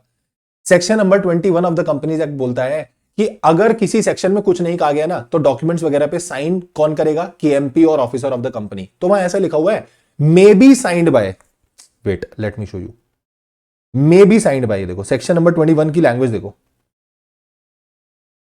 सेक्शन 21 बोलता है कि डॉक्यूमेंट्स को ऑथेंटिकेट कौन करेगा, save as otherwise provided in this act, अगर कुछ और एक्ट में कहा गया तो वो, नहीं तो it may be signed by any KMP. तो मे का मतलब यहां पे ये थोड़ी कि ये भी बाद में केएमपी बोलते हम भी नहीं कर रहे, समझे? किसी और सेक्शन में कुछ कहा गया है कि इस पर्टिकुलर डॉक्यूमेंट पे ये साइन करेगा तो वो करेंगे, बट अगर किसी सेक्शन में नहीं कहा गया तो ऑथेंटिकेशन की पावर किसके पास है, केएमपी और एन ऑफिसर और employee of the company. But यहां वर्ड क्या यूज हुआ है, मे बी साइंड। तो मे का मतलब क्या इनके पास ऑप्शन है? नहीं भाई, अगर किसी सेक्शन में कुछ स्पेसिफिकली नहीं कहा गया साइनिंग के बारे में तो यही करेंगे ना साइन। तो यहां मे को भी क्या पढ़ा जा रहा है, shall, you have to fulfil a required condition. या फिर आप मे कभी कभी लिखा देखोगे, मैंने बोला ना कर्टेसी देने के लिए, तो वो सिर्फ इज्जत देने के लिए मे लिखा हुआ है बट उसका मीनिंग शैल निकालना।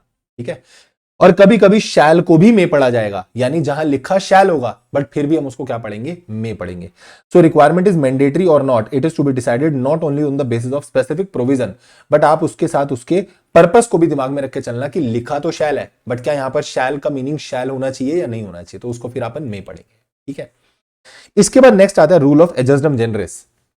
ओहो, एडजस्टम जनरेस याद आते ही तो हमको याद आ जाता है रूल ऑफ क्या बोलते हैं, डॉक्ट्रिन ऑफ अल्ट्रा वायर्स। और डॉक्ट्रिन ऑफ अल्ट्रा वायर्स अगर तुमको याद आ रहा हो वो बेल्जियम का कॉन्ट्रैक्टर था। ओ हाँ सर, हाँ सर, हाँ सर, हाँ सर। तो डॉक्ट्रिन ऑफ अल्ट्रा वायर्स में स्यापा ही इस चीज का मचा था और कोर्ट ने इसी को फॉलो करके तो अपना डिसीजन सुनाया था। कोर्ट ने क्या बोला था, अगर तुमको याद हो डॉक्ट्रिन ऑफ अल्ट्रा वायर्स, तो वहां पे वो क्या बोलता था, डॉक्ट्रिन ऑफ अल्ट्रा वायर्स में बोलता था कि वो बंदा जो रिची था, रिची, उसने कॉन्ट्रैक्ट कर लिया था कंपनीज के साथ, रेलवे एशबरी, और कंपनी के साथ जब कॉन्ट्रैक्ट कर लिया तो बोला कि तुम मेरे को फाइनेंस कर देना, क्योंकि उस कंपनी के ऑब्जेक्ट क्लॉज के लास्ट में क्या लिखा हुआ था, जनरल कॉन्ट्रैक्टर। तो वो जो वर्ड था जनरल कॉन्ट्रैक्टर, वो मीनिंग लेके चल रहा था कि तुम जनरली किसी भी चीज का कॉन्ट्रैक्ट कर सकते हो। बट उस जनरल कॉन्ट्रैक्टर से ठीक पहले वर्ड पता है क्या लिखा हुआ था, ठीक पहले वर्ड लिखा हुआ था mechanical engineering related to that railway projects. तो वो जनरल कॉन्ट्रैक्टर का मीनिंग ये नहीं कि तुम किसी चीज का भी ठेका ले लोगे, जनरल कॉन्ट्रैक्ट ले लोगे किसी भी चीज का। कल को तुमको उस कंपनी को बोलोगे तुम तो पाव भाजी का ठेका ले सकते हो, क्योंकि तुम्हारे क्लॉज में क्या लिखा हुआ है, जनरल कॉन्ट्रैक्टर। तो जनरल वर्ड लिखा है बट उस कॉन्ट्रैक्ट का भी मीनिंग किससे निकलेगा, जो उससे पहले उसके सेम काइंड के वर्ड्स थे। यानी you have to interpret the general word in relation to the specific word. General word को हमेशा इंटरप्रेट किया जाएगा with relation to the specific word, उस जो उससे पहले आ रहे होंगे, जो उससे पहले प्रिवेल कर रहे होंगे। तो लॉ ने वहां पर ये बोला था डॉक्ट्रिन ऑफ अल्ट्रा वायर्स में कि एज पर the rule of general ejusdem generis, ejusdem generis का मतलब होता है द सेम काइंड और the same species, the same kind और द सेम स्पीशीज। जैसे मैंने बोला डॉग, कैट, रैट, तो अब मैं इसके आगे के यहां पे ऐसे लाइन लिख सकता हूं? नहीं लिख सकता, क्योंकि ये सारे कौन से एनिमल्स की बात हो रही है, छोटे छोटे डोमेस्टिक एनिमल्स की बात हो रही है। तो मैं ये वाइल्ड एनिमल को यहां पे इंक्लूड नहीं कर सकता। ठीक है, सो यहां पर अगर आप कोई ऐसा वर्ड देख रहे हो जो जनरल वर्ड है, डॉग, कैट, रैट एटसेट्रा, तो इस एटसेट्रा में क्या आएगा, इस एटसेट्रा में लाइन नहीं आ सकता, इस एटसेट्रा में स्नेक नहीं आ सकता। ठीक है, where the specific word related to a class और अ कैटेगरी और a genus, genus category class एक ही बात है, बोल लो, ठीक है, a group that is called, are followed by the general word, कुछ वर्ड लिखे स्पेसिफिक, उसके आगे जाके एक जनरल वर्ड लिख दिया गया, तो जनरल वर्ड की इंटरप्रिटेशन उस स्पेसिफिक वर्ड से निकाली जाएगी। एग्जाम्पल मैंने तुमको दे दिया। सर कहां क्या क्या कंडीशंस हमको पूरी करनी पड़ेंगी, मार्क करो इंपॉर्टेंट, और ये भी इंपॉर्टेंट, कौन सी कंडीशन हमको पूरी करनी पड़ेंगी ये वाला रूल लगाने के लिए। पहला, जो लॉ है उसमें कुछ स्पेसिफिक वर्ड लिखे होने चाहिए, ठीक है सर, वो स्पेसिफिक वर्ड एक क्लास से बिलोंग कर रहे होने चाहिए, और जितने वर्ड लिखे हैं उससे पूरी क्लास कंप्लीट नहीं हो जानी चाहिए, मतलब ऐसा नहीं होना चाहिए 4 वर्ड लिखे स्पेसिफिक, बस यही 4 होते हैं, अब उसके आगे एटसेट्रा लिख के कर क्या लोगे, उसके आगे एटसेट्रा लिख के कर क्या लोगे, तो वो तो क्लास ही कंप्लीट हो गई उन 4-5 वर्ड्स में, तो क्लास पूरी खत्म नहीं हो जानी चाहिए उन 4-5 वर्ड से, ठीक है, उस एटसेट्रा में भी कुछ आना चाहिए। General term follows the enumeration, और लास्ट में कुछ जनरल टर्म लिखी होनी चाहिए, लाइक वो एटसेट्रा वगैरह कुछ ऐसा लिखा होना चाहिए, और लॉ मेकर की कोई ऐसी इंटेंशन नहीं होनी चाहिए दैट जनरल टर्म को कोई ब्रॉडर मीनिंग दो, नहीं, लॉ मेकर ऐसा कुछ क्लियरली इंटेंशन नहीं दे रहा ना, तो तुम उस जनरल वर्ड का इंटरप्रिटेशन स्पेसिफिक वर्ड से ही निकालोगे। पर ये रूल कब नहीं लगेगा, पहला, अगर जो तुमने स्पेसिफिक वर्ड लिखे उससे पूरी क्लास ऑटोमेटिकली एग्जॉस्ट हो चुकी है, particular words exhaust the whole genus, whole category, ठीक है, तुमने लिख दिया मेल, फीमेल और ट्रांसजेंडर, अब आगे लिख रहे हो एटसेट्रा, एटसेट्रा क्या भाई, अब इस एटसेट्रा में क्या आता है, so if you have covered the entire class, तो क्लास ही पूरी खत्म हो गई, कैटेगरी खत्म हो गई, अब उसके आगे आप और कौन सा जेंडर क्रिएट कर रहे हो, वो तो पॉसिबल ही नहीं है ना, तो फिर ये रूल थोड़ी लगाओगे, एटसेट्रा को क्या इंटरप्रेट करोगे, हो ही नहीं सकता वो। Specific enumeration are diverse in character, जो तुमने स्पेसिफिक वर्ड लिखे वो सब अधेड़ अलग अलग लिखे हैं, मैंने ऐसा लिख दिया कैट, स्पून, ऑडी एटसेट्रा, तो ये क्या है भाई, कैट, स्पून, ऑडी, क्या लिखूं एटसेट्रा मतलब क्या लिखूं यहां पे, एटसेट्रा मतलब पेन, कैसे इंटरप्रिटेशन निकालोगे, जो स्पेसिफिक वर्ड है वो बहुत डाइवर्स इन नेचर है, तो कैसे हो पाएगा। अगर लॉ मेकर अलग से इंटेंशन दिखा देता है कि जनरल वर्ड का मीनिंग आप एजम जनरल से मत लो, थोड़ा ब्रॉड मीनिंग लो, कुछ और मीनिंग लो, तो फिर वो फॉलो करना, और जो प्रीसीडिंग टर्म है ना वो भी जनरल है और आगे वाली टर्म भी जनरल है, मतलब सारी टर्म ही जनरल लिखी हुई है, तो फिर आप जनरल टर्म को स्पेसिफिक वर्ड से इंटरप्रेट करते हो, बट सारी टर्म्स ही जनरल है, तो मैं कैसे इंटरप्रिटेशन करूं।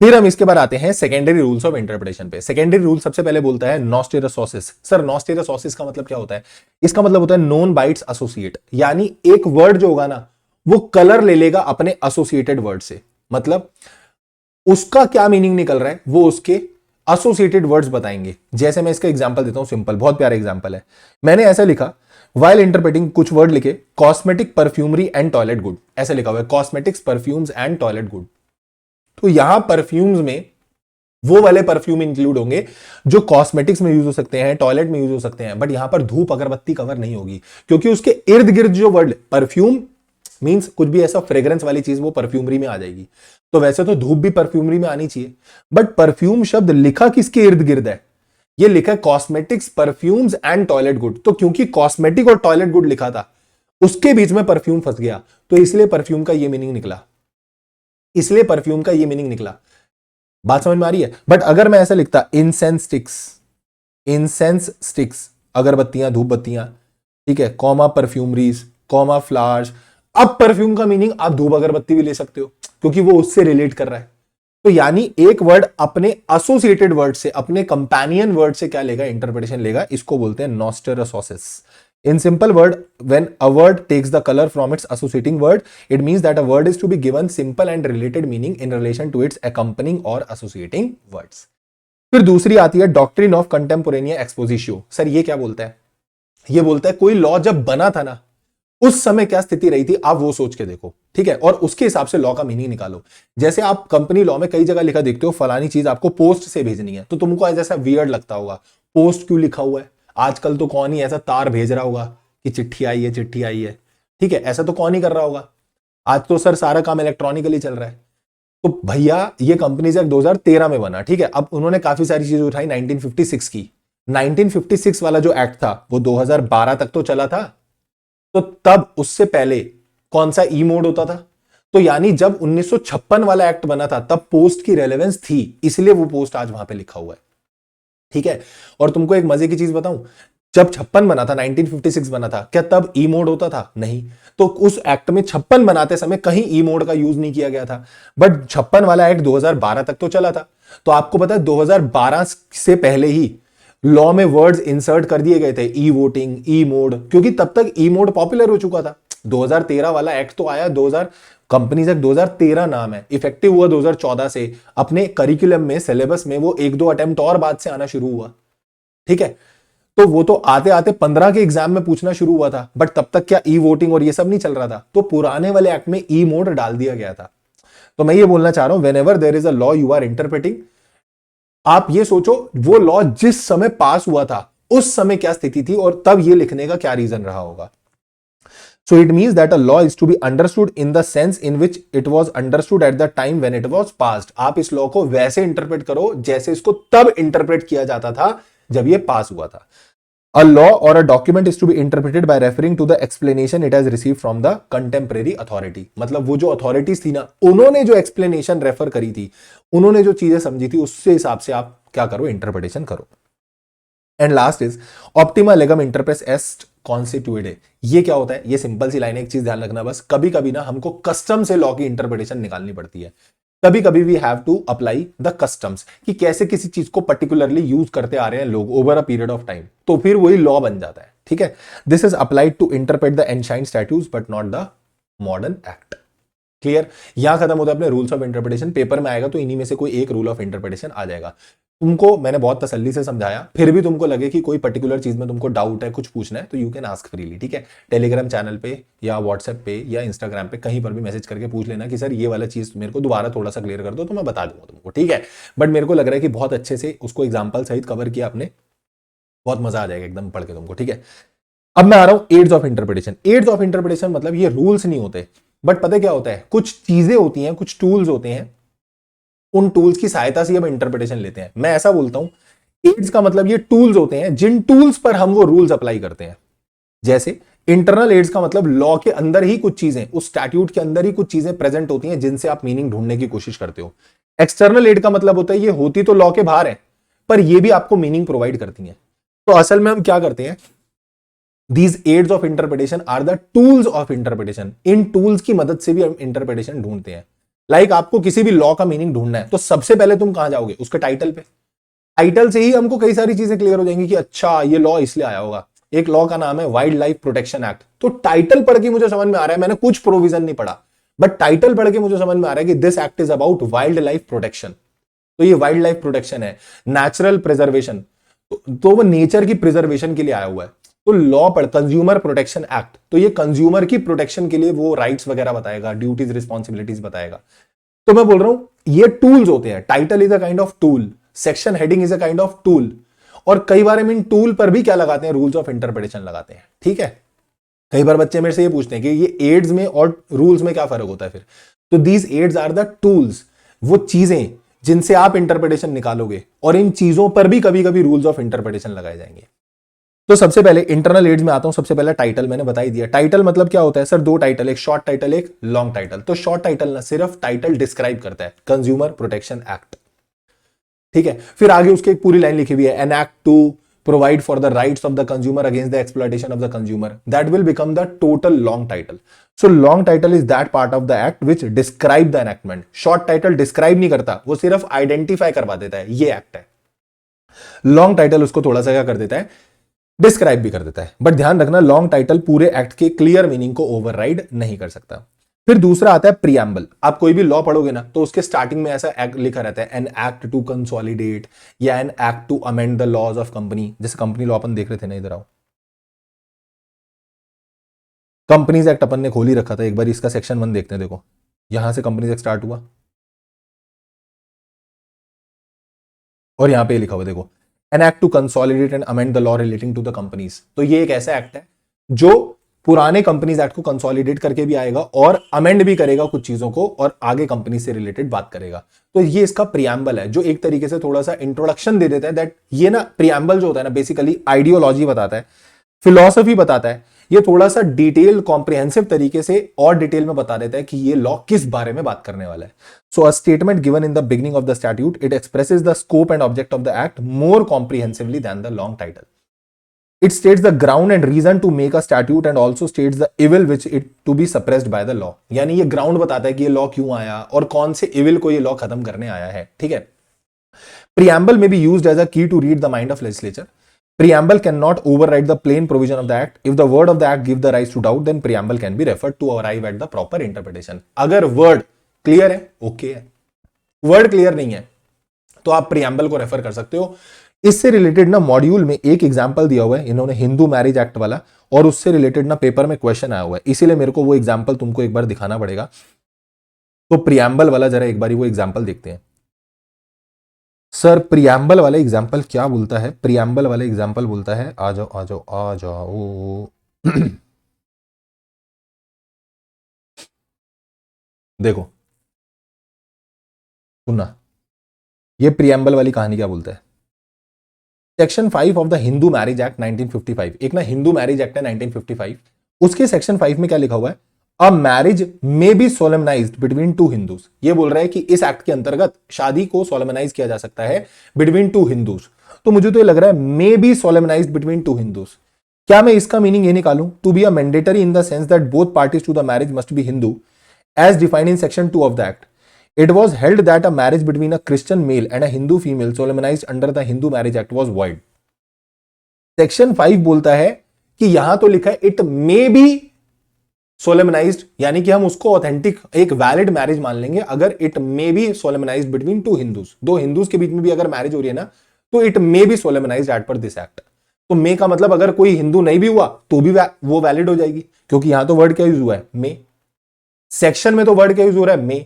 तो अगर वो दो हिंदू नहीं भी हुए और एक बंदा कोई और रिलीजन का है, दूसरा बंदा हिंदू है, इनमें अगर मैरिज होगी तो that can also be solemnized as per this section. But इन्होंने क्या बोला? प्रियम्बल पे जाओ, और प्रियम्बल पता क्या लिखा था? An act to amend and codify the law relating to the marriage among Hindus. अब उस प्रियम्बल में क्लियरली लिख दिया गया है कि ये एक्ट ओनली एंड ओनली बात करेगा जब मैरिज किसके बीच में होगी? हिंदूज के बीच में। यानी यहां पर हम ये क्रिश्चियन मेल और हिंदू फीमेल वाला केस नहीं ला सकते। ऑल्दो सेक्शन में वर्ड यूज हुआ है मे, बट प्रियम्बल आइडियोलॉजी क्रिएट करने की कोशिश कर रहा है। प्रियम्बल क्लियर फिलॉसफी बता रहा है। प्रियम्बल इज क्लियरली सेइंग कि भैया this law is all about Hindus, हम यहां पर ये वाला केस कवर नहीं करेंगे, सो इट इज वॉइड। तो ये बोलना चाह रहे हैं कि कभी कभी सेक्शन में ऐसा कुछ आपको गलत लगेगा, बट आप प्रियम्बल में जाओ और प्रियम्बल से आपको थोड़ा फिलॉसफी आइडियोलॉजी क्लियर हो जाएगी, ठीक है। इसके बाद अपन आते हैं तीसरा, heading and title of the chapter. आपको हर, देखो पता क्या होता है, एक पर्टिकुलर टाइप के जो सेक्शंस होते हैं उनको एक हेडिंग में डाल दिया जाता है। जैसे ये रहा ना कंपनीज एक्ट, इधर देखो। अब आप सेक्शन 2 पे जाओगे तो 2 में क्या लिखा हुआ है? चैप्टर 2 में जाओगे, चैप्टर 2 क्या है? Chapter 2 is about incorporation of the company. This is the chapter heading, heading of the chapter. अब इसके अंदर तुमको सारे सेक्शन रिलेटेड टू इनकॉर्पोरेशन मिलेंगे। प्रोस्पेक्टस एंड अलॉटमेंट में सारे सेक्शन प्रोस्पेक्टस से रिलेटेड मिलेंगे। चार्जेस वाले चैप्टर में सारे सेक्शन चार्जेस से रिलेटेड मिलेंगे, ठीक है।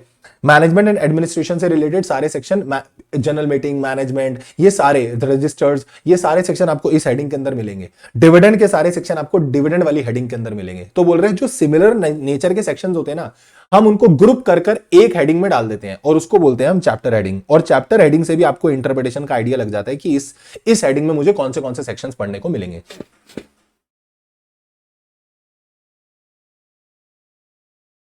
Number of sections covering a particular topic are grouped together in the form of a chapter and such chapter is given a heading which represent the subject matter dealt by that chapter। यानी कि उस chapter में कौन से section से dealing होने वाली है वो आपको चैप्टर हेडिंग पढ़कर क्या लग जाएगा? आइडिया लग जाएगा। The headings of chapter cannot override the section। Chapter heading कभी भी सेक्शन को ओवरराइड नहीं कर सकती। Different headings of a law can be referred to determine the sense of any doubtful expression in a section under any particular heading। ये line का मैं meaning समझाता हूं। बोल रहा है आप अगर कभी भी ऐसा पाओ कि आपको किसी पर्टिकुलर हेडिंग के अंदर कोई डाउटफुल एक्सप्रेशन नजर आ रही है सेक्शन में, तो आप दूसरे सेक्शंस की हेडिंग को भी कवर करना। मैं आपको एक एग्जांपल देता हूं ना, इधर देखो, आप ये देखो चैप्टर 9 क्या है? चैप्टर 9 की हेडिंग है अकाउंट्स ऑफ कंपनी। तो तुम्हें लगेगा अच्छा इसके अंदर तो सिर्फ अकाउंट्स की बातें होंगी। और 10 में क्या है? Audit and auditors. तो ऑडिट की कहानी आएगी 10 से और 9 तक कहानी रहेगी अकाउंट्स की। बट आपने गौर नहीं किया होगा, अगर आप चैप्टर 9 खोलोगे तो ठीक है अकाउंट्स की बात चल रही है, books of account, financial statement, financial result, हाँ बिल्कुल सही हेडिंग बनाई हुई है। पर जरा लास्ट सेक्शन देखना, इंटरनल ऑडिट। अब ऑडिट यहां क्यों डाल दी? इंटरनल ऑडिट तो ऑडिट एंड ऑडिटर्स वाले में डालते हैं ना, तुम इस चैप्टर को कहां तक रखते, 137 तक ही रखते, 138 क्यों डाला इसके अंदर? तो ये मत समझना कि ओ ये सेक्शन तो इनवैलिड हो गया। अरे नहीं भाई, कभी कभी ऐसा हो गया कि अगर एक हेडिंग के अंदर कोई सेक्शन तुमने डाल दिया तो वो सेक्शन गलत थोड़ी हो जाएगा। You have to refer the other headings also. Internal audit ठीक है, यहां डला हुआ है, बट ऑडिट एंड ऑडिटर्स भी तो रिक्वायर्ड है ना। मतलब क्या कंपनी के अकाउंट्स की ऑडिट नहीं होगी? तो ये क्योंकि एक type of that internal audit है कि रेगुलरली चल रही है, कंपनी के इंटरनल प्रोसेसेस को आप रेगुलरली चेक कर रहे हो, तो इन्होंने उसको यहां पे रखा। और ऑडिट एंड ऑडिटर्स को स्पेसिफिकली अलग डाल दिया क्योंकि उसमें होलसेल पावर किसके पास है? सिर्फ चार्टर्ड अकाउंटेंट के पास। बट इंटरनल ऑडिटर तो कोई भी हो सकता है। तो आप ऐसा नहीं बोलोगे कि एक हेडिंग के अंदर अगर ये सेक्शन आ गया और तुम्हें हेडिंग से अलग लग रहा है वो सेक्शन, तो वो सेक्शन की रेलेवेंसी खत्म हो गई। ये नहीं होता कभी भी, ठीक है? वो सेक्शन वैलिड रहेगा and it is to be complied. इसी सेक्शन में दूसरा एग्जांपल भी है, देखो, कॉर्पोरेट सोशल रिस्पॉन्सिबिलिटी। अब अकाउंट्स की बात चल रही है और तुम बीच में लेकर आगे क्या? सामाजिक उत्तरदायित्व, कॉर्पोरेट सोशल रिस्पॉन्सिबिलिटी। ये क्यों डाला इधर? तो दैट डजंट मीन कि हम तो कंप्लाई नहीं कर रहे 135 क्योंकि चैप्टर की हेडिंग से मैच नहीं कर रहा। ऐसे थोड़ी होता है यार, you have to comply it. Next आते हैं marginal notes. Sir marginal notes का मतलब क्या होता है? आप जो सेक्शंस के ऊपर हेडिंग लिखी देखते हो ना, जब लॉ बनता है, पास होता है, उस समय तक वो हेडिंग नहीं होती है, वो बाद में हेडिंग डाली जाती है। यानी जब आप कोई लॉ देखोगे ना, तो वो लॉ तो बिल्कुल प्लेन लॉ होता है, ऐसे सेक्शन 1 कहानी, 2 कहानी, 3 का। तुम तो सेक्शन के ऊपर भी एक हेडिंग लिखी देखते हो। ये हेडिंग पहले नहीं होती, जब लॉ बनता है तब ये नहीं होती, ये तो बाद में डाली जाती है। इनको हेडिंग ऑफ द सेक्शन बोल लो, समरी ऑफ द सेक्शन बोल लो, या सेक्शन के साइड नोट्स दिए होते हैं, सेक्शन के साइड नोट्स दिए होते हैं, उनको बोलते हैं marginal notes. So they are the side notes और हेडिंग और title of the section. They summarize the section. They are not present in the act when the act was passed, but बाद में इसको इंसर्ट किया जाता है, तो इसको हम एनैक्टमेंट का पार्ट नहीं मानते। But these marginal notes can not be referred for interpreting a law, but certain court, वैसे तो लॉ ने बोला कि मार्जिनल नोट्स को आप इंटरप्रिटेशन के लिए फॉलो नहीं करोगे, बट कुछ केसेस में, एक्सेप्शनल केसेस में आप इनको फॉलो कर सकते हो, ठीक है? फिर आते हैं डेफिनेशन वाले सेक्शन। आप जनरली देखोगे किसी भी एक्ट का, किसी भी लॉ का सेक्शन 2 जो होता है ना, वो डेफिनेशनल सेक्शन होता है, जिसमें उस लॉ की सारी डेफिनेशंस दी होती हैं। किसी किसी लॉ में आप सेक्शन 3 भी देखोगे, तो ऐसा बोलना बंद कर देना कि सेक्शन 2 हमेशा डेफिनेशनल सेक्शन होता है। सेक्शन 3 में भी आपको डेफिनेशंस देखने को मिल सकती हैं, ठीक है? क्यों सर हम कोई डेफिनेशनल सेक्शन बनाते हैं किसी भी लॉ के अंदर? पहला, एक तो इससे आपको प्रॉपर इंटरप्रिटेशन मिल जाती है कि पूरे लॉ में जहां जहां पर ये वर्ड आएगा मुझे ये मीनिंग लेना है, and it shortens the language of the act. मतलब बार बार हर सेक्शन में अगर वो वर्ड 10 बार रिपीट हो रहा है, या किसी चैप्टर में वो 10 सेक्शन है और 10 सेक्शन में वो वर्ड हर 10 सेक्शन में है, तो हर सेक्शन के लास्ट में लिखना पड़ेगा for the purpose of this section this word means. Company word, company का मतलब क्या? कंपनी मींस अ कंपनी, है ना? पूरे कंपनीज एक्ट में कितनी बार कंपनी यूज हुआ होगा। अब क्या हर सेक्शन के लास्ट में ऐसा लिखेंगे for the purpose of this section company means a company? तो इसलिए उन्होंने एक ही बार आगे जाकर सेक्शन 2 क्लॉज 20 में डिफाइन कर दिया कंपनी मतलब ये। तो इससे आपके पूरे एक्ट की जो लैंग्वेज है वो कम हो जाती है। So when a word is defined as having a particular meaning in the act, then such meaning is to be given to interpret a section unless there is anything repugnant in the context. अगर एक word defined है तो पूरे act में उसका वही meaning लिया जाएगा, अनलेस कि कुछ और कॉन्ट्राडिक्टरी दिया हुआ है, कुछ अलग दिया हुआ है, तो फिर हम वो मीनिंग लेंगे। सर डेफिनेशन कितने टाइप की होती है? पहला, रेस्ट्रिक्टिव एंड एक्सटेंसिव डेफिनेशंस। अगर कोई डेफिनेशन आपको मीन्स से होती स्टार्ट दिखती है, कैसे स्टार्ट होती है? मीन्स से स्टार्ट होती है। कोई भी कंपनीज एक्ट में आप कोई डेफिनेशन पढ़ रहे हो, वहां लिखा है मींस, तो मींस मतलब उसका यही कन्फाइंड मीनिंग है, this is the restrictive definition. इससे बाहर अब आप कोई चीज इसके अंदर इंक्लूड नहीं कर सकते। अगर कोई वर्ड के अंदर आपको लिखा दिखता है includes, when a word is defined as includes, तो दैट इज एक्सटेंसिव डेफिनेशन, मतलब इंक्लूसिव डेफिनेशन है वो। इंक्लूसिव का मतलब क्या होता है कि अभी इसमें और चीजें भी इंक्लूड हो सकती हैं। अगर कोई डेफिनेशन आप देखते हो means and includes, stock share means a share in the share capital of the company and includes stock, तो इसमें मींस भी और इंक्लूड्स भी है। It is a exhaustive definition कि बस यही इसका मीनिंग है और कोई केस आप इसमें कवर नहीं कर सकते। And when a word is used to apply to include, अगर कोई डेफिनेशन में लिखा देखो to apply and to include, ऐसा लिखा देखो, तो ये भी क्या है? इंक्लूसिव डेफिनेशन है, यानी इसके अंदर आप और केसेस को इंक्लूड कर सकते हो। और अगर किसी वर्ड को आप ऐसा डेफिनेशन देखो, to deemed to include, it is deemed to include, immediate relative of someone is deemed to include, तो जितना लिखा है वो इंक्लूसिव मीनिंग है, उसमें और भी केस कवर किए जा सकते हैं, ठीक है? दूसरी आती है एम्बिगुअस डेफिनेशन। एम्बिगुअस डेफिनेशन का मतलब होता है जहां पर मुझे डेफिनेशन का मीनिंग ही क्लियर नहीं हो पा रहा। डिविडेंड इंक्लूड्स इंटरिम डिविडेंड, ये क्या डेफिनेशन हुई? पागलपंती। कौन सा डिफाइन करा तुमने? हमने पूछा डिविडेंड डिफाइन करो, बोले dividend includes interim dividend. Definition का है भाई, मीनिंग तो समझ नहीं आया। तुमने बोला इसमें ये भी आता है, अबे ये डिफाइन थोड़ी हुआ, क्या ये तुमने बताया कि ये क्या होता है? तो अगर कोई ऐसी एम्बिग्यूटी आ जाती है ना डेफिनेशन में, तो आप उसको कॉन्टेक्स्ट में रिलेट करके पढ़ो, यानी you have to study it in relation to the context. क्या लिखने की कोशिश कर रहे हैं, क्यों ये लिखा गया है। तो जब हम डिविडेंड वाला चैप्टर उठाते हैं तो उसमें हम पढ़ते हैं कि लॉस वाले केसेस में कंपनी को वो रूल 3 फॉलो करना होता है कि इतने परसेंट से ज्यादा पैसा विड्रॉ नहीं कर सकते, इतना पैसा रिजर्व में छोड़ना पड़ेगा। तो बोल रहा है कोई भी डिविडेंड अगर तुम पढ़ रहे हो या फिर ऐसा मान लो कि सेक्शन 123 है डिविडेंड का, उसमें लिखा हुआ है कि डिविडेंड के लिए आपको रिजर्व में पैसा ट्रांसफर करना मैंडेटरी नहीं है, अब ऑप्शनल है। तो वहां लिखा है डिविडेंड इंक्लूड्स इंटरिम डिविडेंड, तो यानी you are declaring interim, you are declaring final dividend, आपको रिजर्व में कोई पैसा ट्रांसफर करने की जरूरत नहीं है। तो मैं ये बोलना चाह रहा हूं कि जहां जहां डिविडेंड वर्ड आ गया ना चैप्टर में, इसका मतलब समझ जाना वहां वहां डिविडेंड का मतलब अब वो प्रोविजन इंटरिम डिविडेंड पे भी लगेगा, क्योंकि लॉ में ये डिफाइन कर दिया गया है डिविडेंड इंक्लूड्स इंटरिम डिविडेंड। तो उस डेफिनेशन को अपने आप देख के तो मुझे कुछ समझ नहीं आ रहा था, बट जब मैंने उसको कॉन्टेक्स्ट रिलेट करके पढ़ा तो मुझे समझ में आया, अच्छा ये डेफिनेशन लिखने का पर्पस ये था कि जो जो प्रोविजन अभी तक डिविडेंड यानी फाइनल डिविडेंड पे लगता था, अब वो इंटरिम पे भी लगेगा।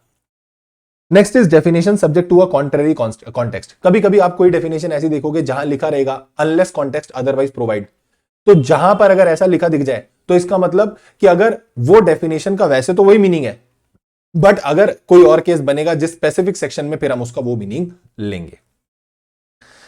फिर आती है इलस्ट्रेशन। इलस्ट्रेशन आपको जनरली कंपनी लॉ के अंदर तो नहीं देखने को मिलेंगी, ये पता है ऐसे लॉज के अंदर देखने को मिलती हैं जो आम जनता के लिए होते हैं। सर कंपनीज एक्ट आम जनता के लिए नहीं है, जैसे कॉन्ट्रैक्ट एक्ट है। अब कॉन्ट्रैक्ट एक्ट में बड़ी जनरल चीजें बातें की गई हैं, ठीक है। तो वहां जब प्रोविजन आप उठाओगे ना, बेयर लॉ आप उठा के देखना, बेयर लॉ के अंदर सेक्शन खत्म होने के बाद एक इलस्ट्रेशन दे रखी है। कंपनीज एक्ट में जनरली तुम्हें इलस्ट्रेशन नहीं मिलेंगी। इलस्ट्रेशन मींस एग्जांपल, जिन एग्जांपल्स को लॉ लिख के दे रहा है और उन एग्जांपल्स की मदद से वो प्रोविजन को थोड़ा तुम्हें एक्सप्लेन करना चाह रहे हैं कि हमारा कहने का मतलब ये है। So it follows the text of the section, it is not the part of the section but it is part of the law. Illustration can not modify the language of a section, ना तो ये language section को बढ़ा सकती है, ना ये section के स्कोप को कम कर सकती है। ये सेक्शन को एक्सप्लेन करने के लिए आती हैं, एग्जांपल्स डले होते हैं उसके अंदर, ठीक है।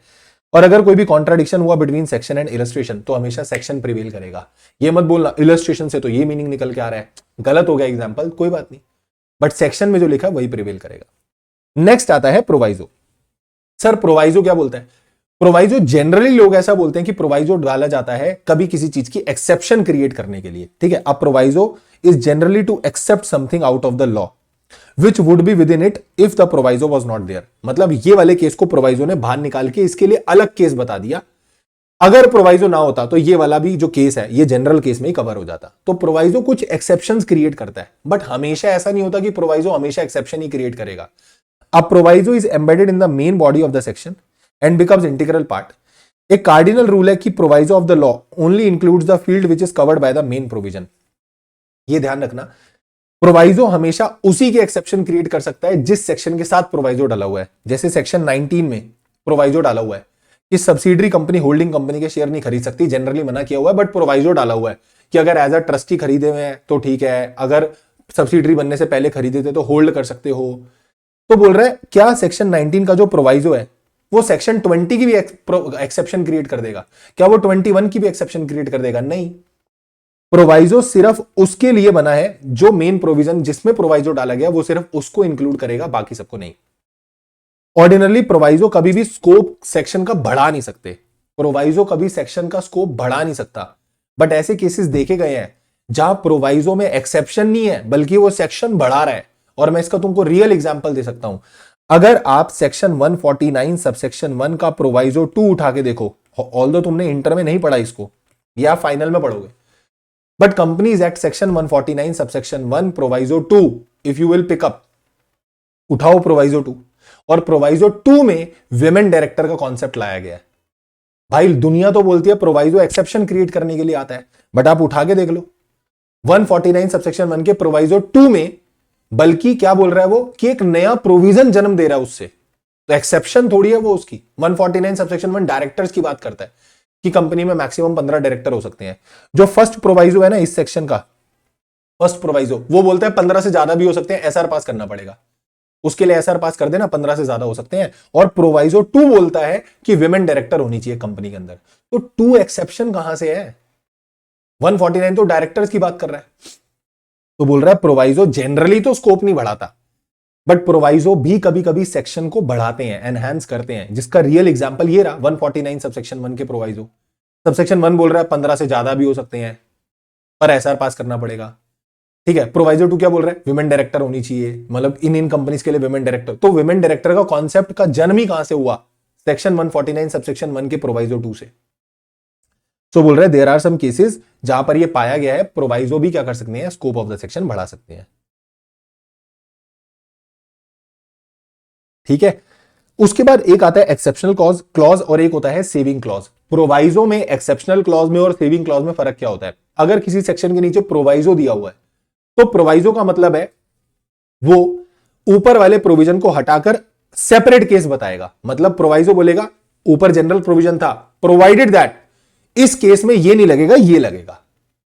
जैसे उन्होंने बोला मैक्सिमम कितने डायरेक्टर होने चाहिए? 15, प्रोवाइडेड दैट अगर 15 से ज्यादा रखने, एसआर पास करके 15 से ज्यादा रख सकते हो। एक स्पेशल केस बता देगा उसके लिए, वो प्रोवाइजो ला रहा है। एक्सेप्शन क्रिएट करेगा और क्रिएट करके कुछ अलग से और भी बताएगा, उसके लिए स्पेसिफिक बता सकता है। एक्सेप्शनल क्लॉज का मतलब होता है अगर किसी जगह की एक्सेप्शन डली, किसी क्लॉज में एक्सेप्शन डली हुई है, तो एक्सेप्शनल क्लॉज का मतलब होता है कि ऊपर वाला केस इन केसेस में नहीं लगेगा। तो वो एक्सेप्शन क्रिएट कर रहा है कि एनेक्टिंग क्लॉज किन पर्टिकुलर केसेस में नहीं लगेगा। प्रोवाइजो क्या कर रहा है? प्रोवाइजो एक्सेप्शन क्रिएट कर रहा है और बोल रहा है आई एम प्रोवाइडिंग स्पेसिफिकली कि इसमें क्या केस लगेगा। मतलब हम प्रोवाइजो से कुछ स्पेशल केस इंसर्ट भी कर सकते हैं कि हम स्पेसिफिकली प्रोवाइड कर सकते हैं something else for that case. ठीक, और सेविंग क्लॉज का मतलब क्या होता है ये भी सुन लो, ये बड़ा आफत वाला क्लॉज है। अगर किसी क्लॉज, किसी सेक्शन में ये लिखा होता है save as otherwise provided in this act, कोई सेविंग क्लॉज डला हुआ है, तो मतलब अगर कोई दूसरा सेक्शन, कोई दूसरी चीज तुम्हें कोई राइट देना चाह रही थी, कोई प्रिविलेज देना चाह रही थी, तो उसको डिस्ट्रक्ट होने से ये बचा लेगा। मतलब सेव एज अदरवाइज प्रोवाइडेड, आप फेमा उठा के देख लो, except as otherwise provided in the act, save as otherwise provided in the act. FEMA का सेक्शन नंबर 4 बोलता है, फेमा का सेक्शन नंबर 4 बोलता है कि आप ना तो ओन कर सकते, ना पोजेस कर सकते, ना ट्रांसफर कर सकते प्रॉपर्टी को, फॉरेन सिक्योरिटी नहीं कर सकते, बट उसके आगे लिखी लाइन लिखी हुई है क्या? Except as otherwise provided in the act. तो अब उसी एक्ट का कोई दूसरा सेक्शन पावर दे रहा है कि तुम ऐसा कर सकते हो, पर सेक्शन 4 तो मना कर रहा है। तो सेक्शन 4 ऑफ द फेमा में अगर वो लाइन ना लिखी होती तो क्या वो जो राइट मुझे दूसरे सेक्शन से मिल रहा था वो डिस्ट्रक्ट हो जाता? तो ये वो लाइन ने बचा लिया हमें। मैं इसका एक और एग्जांपल देता हूं, आप सेक्शन 6 उठा के देखना कंपनीज एक्ट का। सेक्शन 6 जब आप कंपनीज एक्ट का उठा के देखोगे ना, तो कंपनीज एक्ट का सेक्शन 6 क्या बोलता है? कंपनीज एक्ट का सेक्शन 6 बोलता है कि अगर कभी भी एक्ट में और एओए में, एक्ट में और एमओए में, इनमें भिड़ंत हुई, इनमें कॉन्ट्रडिक्शन हुआ, हमेशा एक्ट जीतेगा, एमओए एओए गए भाड़ में। बट सेक्शन 6 की लैंग्वेज स्टार्ट ऐसे होती है, save as otherwise provided, except as otherwise provided in the act. अगर इस एक्ट में ही कहीं कुछ और कहा गया है तो फिर वो फॉलो होगा। जैसे मैं बताता हूं, इसके साथ कनेक्ट करो section 104, chairman of the meeting. Chairman of the meeting जो होता है ना, वैसे तो देखो सेक्शन 6 क्या बोल रहा है? एक्ट में और एओए में अगर कॉन्ट्राडिक्शन है तो कौन जीतेगा? एक्ट जीतेगा। बट सेक्शन 104 खुद पावर देता है कि चेयरमैन वो बंदा होगा जिसका नाम तुम एओए में लिखोगे, वो बंदा चेयरमैन होगा। और अगर वो नहीं है, तुमने एओए में कुछ नहीं लिखा, तो एक्ट बताता है, तो सेक्शन 104 बताता है चेयरमैन कैसे निकल कर आएगा। यानी सेक्शन 6 क्या बोल रहा है? वैसे तो हमेशा एक्ट जीतेगा किस पे? एओए पे, एमओए पे, रेजोल्यूशंस पे, एग्रीमेंट्स पे, हमेशा एक्ट प्रिवेल कर जाएगा इन चीजों पे। सेव एज अदरवाइज प्रोवाइडेड, अगर कंपनीज एक्ट का ही कोई सेक्शन तुम्हें प्रिविलेज दे रहा है कि ठीक है एक्ट को साइड रखो, एओए को ऊपर रखो, तो फिर वो सेक्शन के लिए एओए ऊपर हो जाएगा, एक्ट नीचे हो जाएगा। अदरवाइज हमेशा एक्ट ऊपर रहेगा, एओए नीचे रहेगा, एमओए नीचे रहेगा। तो सेविंग क्लॉज ऐसे आपको दूसरे सेक्शन से जो प्रिविलेजेस मिलती हैं, जो राइट मिल रहा है, अब जैसे 104 सेक्शन है चेयरमैन वाला, वो तुम्हें राइट ही तो दे रहा है कि एक्ट को छोड़ो, तुम अपने एओए में बताओ तुमने किसका नाम लिखा है चेयरमैन, तो वही चेयरमैन है, ठीक है। तो एक्ट को हटा दिया और एओए को ऊपर रख दिया ना भाई सेक्शन 104 ने, तो वो चीज को होल्ड करके चल रहा है कौन? Section number 6। और एक एग्जांपल दे सकता हूं, सेक्शन नंबर 13 मेमोरेंडम के ऑल्टरेशन की बात करता है, वहां पर भी ये क्लॉज लिखा हुआ है, save as otherwise provided, except as otherwise provided, क्योंकि सेक्शन 61 बात करता है ऑल्टरेशन ऑफ कैपिटल। अब कैपिटल क्लॉज भी तो मेमोरेंडम में आता है, बट सेक्शन 61 बात करता है ओआर पास करो, कैपिटल ऑल्टर हो सकती है। बट सेक्शन 13 बोलता है मेमोरेंडम को ऑल्टर करने के लिए एसआर पास करना पड़ेगा। तो भाई ऐसे तो 61 का बेड़ा गर्क हो गया ना। 61 बोल रहा है मेरी क्या इज्जत रह गई। 61 बोल रहे हैं कैपिटल का ऑल्ट्रेशन करना है, तो मैंने तो बोला था ओआरसी काम चल जाएगा, पर तेरा अपनी टांग अड़ा के बैठ गया। तेरा क्या बोल रहा है, नहीं भाई एसआर पास करो। तो company was getting a privilege और a right as per section 61, but 13 की वजह से ये डिस्ट्रक्ट हो रहा है। तो इसीलिए 13 की स्टार्टिंग में एक क्लॉज डाला हुआ है, चेक करना। सेक्शन 13 खोलो, वहां क्लॉज क्या डाला हुआ है, except as otherwise provided in the act. तो अगर सेव एज अदरवाइज प्रोवाइडेड कुछ और कहा गया है तो वो सेव करके चलेंगे, वो आपके राइट्स को सेव कर लेगा। ठीक है, इसके बाद नेक्स्ट आता है एक्सप्लेनेशन। एक्सप्लेनेशन क्या बोलता है, एक्सप्लेनेशन ये बोलता है कि जहां पर कोई भी लॉ में कुछ एम्बिग्यूटी हो जाती है, कुछ अनक्लियर रह गया है, तो लॉ सेक्शन के बाद क्या डाल देता है, एक एक्सप्लेनेशन डाल देता है जो थोड़ा सा क्लियरली बता देता है कि इस लॉ में क्या लिखना था। ठीक है, ऑब्जेक्ट ऑफ एन एक्सप्लेनेशन, क्यों एक्सप्लेनेशन डाली जा रही है, वो आपको मीनिंग बताएगा, इंटेंट बताएगा लॉ का, क्लैरिफाई कर देगा अगर कुछ कुछ वर्ड क्लियर नहीं था। जैसे वही सेक्शन 2 क्लॉज 87 की एक्सप्लेनेशन में लिखा है, for the purpose of this section company includes body corporate. ठीक है, तो उसने क्लियर कर दिया एकदम कि इसमें ये आएगा। एक एडिशनल सपोर्ट देता है to the objective of the act, और गैप फिल करता है। किस चीज का गैप, कि वो मिसचीफ सप्रेस हो और ऑब्जेक्ट को ऊपर लाया जा सके, एक्ट का उद्देश्य क्या था उसको समझा जा सके। And can not take away a statutory right, explanation कभी आपसे कोई राइट छीन नहीं सकती, यानी किसी चीज पे डीबार नहीं लगा सकता। एक्सप्लेनेशन का मतलब ही क्या है कि वो सेक्शन को क्या करेगा, एक्सप्लेन करके आपके आगे रखेगा। फिर इसके बाद हम आते हैं शेड्यूल्स के ऊपर। सर कंपनीज एक्ट में कितने शेड्यूल्स हैं, कंपनीज एक्ट में 7 शेड्यूल है ना। जब सीएसआर पढ़ते हो, कॉर्पोरेट सोशल रिस्पॉन्सिबिलिटी, तो वो बोलता है ना शेड्यूल 7 में जो एक्टिविटीज दी हुई है वो वाली एक्टिविटीज में सीएसआर करना पड़ेगा। शेड्यूल 3 में जो फॉर्मेट दिया हुआ है उसके हिसाब से financial statement, P&L balance sheet बनाना पड़ेगा। तो शेड्यूल जनरली कहां होते हैं, एक्ट के एंड पे होते हैं और एक्ट का पार्ट होते हैं, और आपको जनरली फॉर्मेट्स और ये सब चीजें बताते हैं जिनसे आपको फॉलो कर कंप्लायंस करना है। फिर उसके बाद last point of the internal aid is read the statute as a whole. ये बोलता है जो लॉ पढ़ना है ना उस लॉ को पूरा एज अ होल पढ़ो। आप ऐसा नहीं कि एक पॉइंट को पढ़ रहे हो फिर दूसरे पॉइंट को पढ़ रहे हो, ऐसे इंटरप्रिटेशन नहीं ले पाओगे। जैसे अब आप चैप्टर 2 पे जाओ, इनकॉर्पोरेशन वाले चैप्टर्स पे जाओ, मतलब कंपनीज एक्ट के आप चैप्टर 2 पे ही हो अभी, इनकॉर्पोरेशन खोलो। ठीक है, इनकॉर्पोरेशन खोला, मैं तो कह रहा हूं आपको, आप ज्यादा नहीं तो ना आप सेक्शन 13 पे ही आ जाओ। लो, section 13 is alteration of memorandum, और ऑल्ट्रेशन में यहां बोल रहे हैं कि आपको इसके लिए क्या, देखो ये लिखा भी है, देखो चलो मैंने ये भी दिखा रही है तुमको, save as provided in section 61। ठीक है, वो सेविंग क्लॉज वाला। ये बोल रहे हैं कंपनी क्या पास करके, एसआर पास करके क्या कर सकती है, कंपनी एसआर पास करके मेमोरेंडम को ऑल्टर कर सकती है। भाई यह मेमोरेंडम कहां डिफाइंड है, where is memorandum, where is article. Article के लिए जाओ सेक्शन 2 क्लॉज 5 पे, वहां आर्टिकल डिफाइंड है। ठीक है, तो मेरे को एसआर ढूंढना है। एसआर का मतलब क्या होता है, स्पेशल रेजोल्यूशन, यहां कहां डिफाइंड है। इसके लिए तुम जाओ मैनेजमेंट एंड एडमिनिस्ट्रेशन सेक्शन में और वहां सेक्शन नंबर 114 उठाओ, तब तुमको समझ में आएगा। 112 उठाओ, तुमको समझ में आएगा भैया कि स्पेशल बिजनेस क्या है, ऑर्डिनरी बिजनेस क्या है। Then you will get to know what is special resolution, what is ordinary resolution. तो ये नहीं कि मैंने सिर्फ एक सेक्शन 8 पढ़ लिया तो मुझे मतलब समझ में आ जाएगा ना। अगर आपको किसी भी लॉ का मतलब समझना है ना तो उसको एज अ होल पढ़ना पड़ेगा। कोई डीड पढ़ रहे हो, कोई डॉक्यूमेंट पढ़ रहे हो, तो उसका एक क्लॉज पढ़ के पूरे डीड का मीनिंग निकाल लोगे, नहीं। सारे क्लॉजेस पढ़ो, बाकी सारे क्लॉजेस को उसके साथ रिलेट करके पढ़ो, then you will get the meaning of that entire document और डीड। ठीक है, ठीक है सर। तो इसने बोला, जैसे मैंने एक एग्जांपल भी डाला हुआ है, if a section states that notice is to be given. अगर मान लो कि सेक्शन में लिखा है नोटिस देना है, तो मुझे समझ में आया नोटिस देना है ना, मतलब सामने वाले की नॉलेज में ये चीज लेके आनी है, ले आएंगे। वर्बली बोल दो, रिटर्न भेज दो, जैसे मर्जी नोटिस दे दो। बट किसी दूसरे सेक्शन में उसी नोटिस का जिक्र करके बोला गया that notice must be served और लेफ्ट विद हिम, उसको सर्व हो जाना चाहिए या उसके पास छोड़ के आना। तो अब मैं अपने वर्ड कैसे छोड़ के आऊं उसके पास। ये लाइन पढ़ के मुझे ये लगा कि अच्छा वो नोटिस वर्बल नोटिस नहीं हो सकता, क्योंकि दूसरे सेक्शन में सर्व ऑफ द नोटिस की बात हो रही है, यानी वो नोटिस मुझे रिटर्न ही देना पड़ेगा। तो ये मैं समझाना चाह रहा हूं, whenever you study a law then study it as a whole concept. एक प्रोविजन को अकेले पढ़ोगे तो हो सकता है उसका गलत मीनिंग तुमको लगे, ओवरऑल करके पढ़ो। ठीक है, इसके बाद आते हैं एक्सटर्नल एड्स के ऊपर। एक्सटर्नल एड बोले तो जब आप किसी लॉ को इंटरप्रेट कर रहे हो तो लॉ के बाहर भी कुछ चीजें होती हैं जो आपको हेल्प करती हैं इंटरप्रिटेशन करने में। सबसे पहला हिस्टोरिकल सेटिंग, इसके अंदर आएगी आपकी parliamentary history, historical facts, report of expert committee, statement and of object and reason. मतलब जीएसटी आया, जीएसटी आया 2017 में, आपको क्या लगता है 2016 में गवर्नमेंट को लगा चलो कल कुछ करते हैं, कुछ तूफानी करते हैं, जीएसटी लेके आते हैं, तो एक दिन में बैठे बैठे जीएसटी आ गया क्या? पता नहीं कितने सालों पहले से ये बात चल रही है, जीएसटी आएगा, जीएसटी आएगा, जीएसटी आएगा। 2010 के बजट में तो सरकार आके बोली हाँ ये लो आ गया, बस आ गया जीएसटी आ गया। तो अगर आप किसी लॉ को समझना चाहते हो तो उसकी हिस्ट्री जानो पहले पूरी। पार्लियामेंट में जब वो बिल प्रेजेंट हुआ था तब क्या डिबेट्स चली थी, पार्लियामेंट की स्पीचेस सुनो, तुमको समझ में आएगा कि ये लॉ क्यों लाया जा रहा है, ऑपोजिशन क्यों इसको अपोज कर रहा था, और जो रूलिंग पार्टी है क्यों उसने उसको डिफेंड करा, क्यों लेकर आए। तो वो सब चीजें दिमाग में रख के फिर लेकर आओ, फिर समझाओ कि इंटरप्रिटेशन क्या निकल कर आ रही है उससे।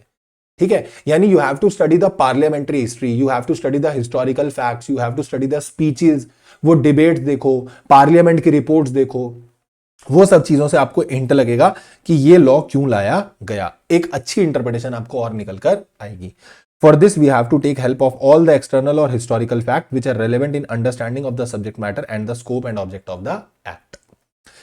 दूसरा, consolidating statutes and previous law. अब आप जनरल क्लॉज एक्ट पढ़ते हो 1897, बट 1897 से पहले भी जनरल क्लॉज एक्ट हुआ करते थे। ठीक है, उन सारे एक्ट्स को कंसोलिडेट करके फिर जनरल क्लॉज एक्ट 1897 लाया गया था। तो बोल रहा है अगर आप ये वाला लॉ पढ़ना चाह रहे हो ना तो उसके लिए आपको पुराने लॉज को भी देखना पड़ेगा। मैं इसका आपको एक एग्जांपल दे सकता हूं, कंपनी लॉ भी ऐसा ही है, पुराने लॉज को कंसोलिडेट करके आया। तो जैसे एक बात बताओ, बोल रहा है पुराने जो लॉज है ना, इस एक्ट ने जिन लॉज को कंसोलिडेट किया उन्हें भी ध्यान में रखो ताकि आपको बेटर इंटरप्रिटेशन मिले। जैसे मैं आपको एक एग्जांपल देता हूं, फॉर एग्जांपल अभी नए वाले एक्ट में ये रोटेशन ऑफ ऑडिटर का कॉन्सेप्ट आया, पुराने वाले में नहीं था, पहले वाले एक्ट में कोई ऐसा सीन नहीं था। तो लोग क्या करते थे, एक ही ऑडिट फर्म के साथ एसोसिएटेड रहते थे ऑडिटर्स, और लंबे समय तक उसी फर्म की, उसी कंपनी की ऑडिट किए जा रहे हैं, उसी कंपनी की ऑडिट एक ही ऑडिटर 10 साल 15 साल 20 साल किए जा रहे हैं। तो क्या वहां पर फेमिलियरिटी थ्रेट्स ऑपरेट नहीं हो क्या बोलते हैं, नहीं ओरिजिनेट हो जाएंगे? वहां पर ऑडिटर का एक ऐसा घर वाला माहौल बन जाएगा। तो लॉ मेकर ने सोचा भाई ये तो गड़बड़ है, हमको ऑडिटर को हटाना पड़ेगा एक टाइम पीरियड के बाद, ताकि ये फेमिलियरिटी वाला कॉन्सेप्ट ना बने और गलत ऑडिट रिपोर्ट्स ना बने। तो इसलिए रोटेशन ऑफ ऑडिटर का कॉन्सेप्ट आया। तो आप पुराने लॉज को भी तो देखो, पहले के 1956 वाला जो एक्ट हुआ करता था, कंपनीज एक्ट 1956, उसमें कॉन्सेप्ट होता था क्वालिफिकेशन डायरेक्टर, मतलब क्वालिफिकेशन शेयर वाला। अगर कोई बंदा डायरेक्टर बनेगा ना तो आपको पहले कुछ शेयर लेने पड़ेंगे। भाई ये रिडंडेंट कॉन्सेप्ट था, किसी जमाने में चला करता होगा, आज के समय पे पॉसिबल नहीं है भाई। अगर मान लो मैं एक कंपनी खोलूं और मैं बोलूं मुकेश अंबानी मेरी कंपनी में डायरेक्टर बन जाए, मान लो मोटा भाई मान भी गए, तो अगर वो कॉन्सेप्ट आज होता क्वालिफिकेशन शेयर वाला, तो पहले मैं मुकेश अंबानी को ये बोलूं कि मेरी कंपनी में इतने शेयर खरीदो तब आप डायरेक्टर बन पाओगे। अबे भाई वो तेरी कंपनी में डायरेक्टर बन रहा है, यही सबसे बड़ी बात है। समझ में आ रही है? इसलिए 1956 में क्वालिफिकेशन शेयर का कॉन्सेप्ट होता था, बट उसको हटा दिया गया। अब 2013 में उसका कोई कॉन्सेप्ट ही नहीं है, ऐसा कोई प्रोविजन ही नहीं है, सेक्शन ही नहीं है ऐसा। 56 में हुआ करता था। तो बोल रहा है पुराने जो कंसोलिडेटेड लॉज हैं जिनको हटाकर ये आया, उनको जोड़कर अपने साथ लाया, वो भी चेक करो क्यों है, क्या है।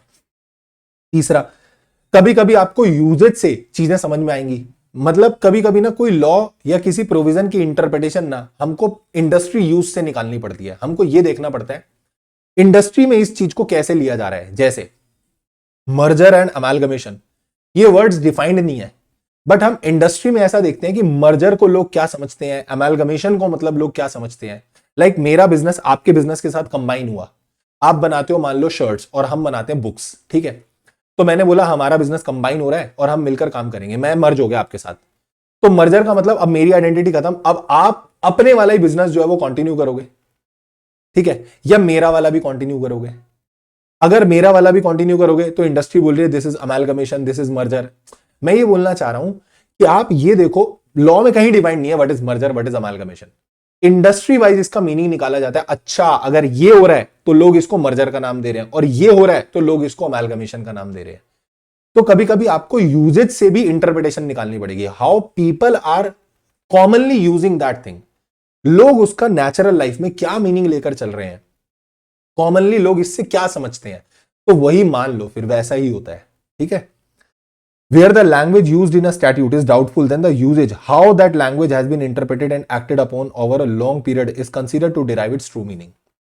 लोग लंबे समय से इस लैंग्वेज का क्या मीनिंग निकालते आ रहे हैं, तो हम बोलेंगे फिर भाई यही मीनिंग होगा। अब हमें लग रहा हो ना लग रहा हो, फिर जब सब लोग यही कर रहे हैं तो हमें भी लग रहा है भाई फिर सब गलत थोड़ी होंगे, यही मीनिंग है इसका। तो हमको वो यूजेज से भी इंटरप्रिटेशन लेनी पड़ेगी। Next is earlier and later acts and analogous act. Analogous act का मतलब क्या होता है, एक ही मुद्दे पर दो अलग अलग एक्ट भी होते हैं, उसको बोलते हैं परिमेट्रिया, पारीमेट्रिया या परिमेट्रिया बोल लो। यानी अगर सेम मैटर पर दो एक्ट है, दो अलग अलग एक्ट है और दोनों में कुछ ऐसा भिड़ंत हो रही है, तो how you will interpret.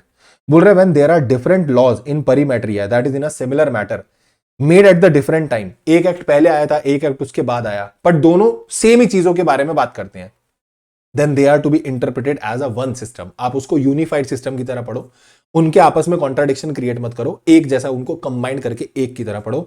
They are to be interpreted as like a composite act. कभी कभी ऐसा होगा earlier act explained by the later act.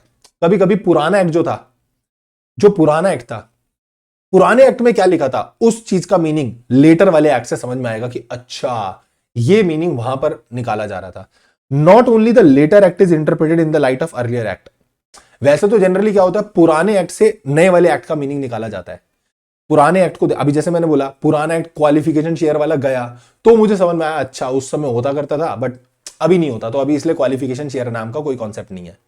तो पुराने एक्ट से नए एक्ट की इंटरप्रिटेशन ले रहे हैं, बट कभी कभी नए एक्ट से भी पुराने एक्ट की इंटरप्रिटेशन निकाली जाती है। ठीक है, और ये देखो, if earlier law contained a negative provision but later act only omit such negative provision this does not result in the substantive affirmation. मतलब मान लो पुराने लॉ में किसी चीज को लेकर मना था कुछ कि ये नहीं कर सकते, और नया लॉ जब आया ना, नए लॉ में उस चीज पे बात ही नहीं की गई, तो क्या हम ये मान लें कि वो कर सकते हैं? क्योंकि पुराने वाले लॉ में जो करना मना था, नए वाले लॉ में उसके बारे में बात नहीं की गई, तो ना बात करना क्या सहमति जता दे रहा है क्या? नहीं, this is not affirmation. Logically सोचो करना सही भी है या नहीं है। In such a case it is necessary to see how the law would have stood with the original provision. Logically सोचो कि ओरिजिनल प्रोविजन क्या था, उसको करना मना था ना। नए वाले लॉ में अगर वो नेगेटिव प्रोविजन नहीं डला हुआ, दैट डज नॉट मीन कि जस्ट बिकॉज वो प्रोविजन नए वाले लॉ में नहीं है इसका मतलब तुम वो कर सकते हो। नहीं, ऐसा नहीं है। ठीक है, रेफरेंस टू रिपील्ड एक्ट। अब ये क्या बोल रहा है, मान लो एक एक्ट है, उसका कोई एक पार्ट है, वो पार्ट रिपील हो गया। लेट्स से एक एक्ट है उसमें 50 सेक्शंस हैं, सेक्शन 45 से लेके 50 तक रिपील हो गए, एबॉलिश कर दिया हमने, ठीक है, हटा दिए।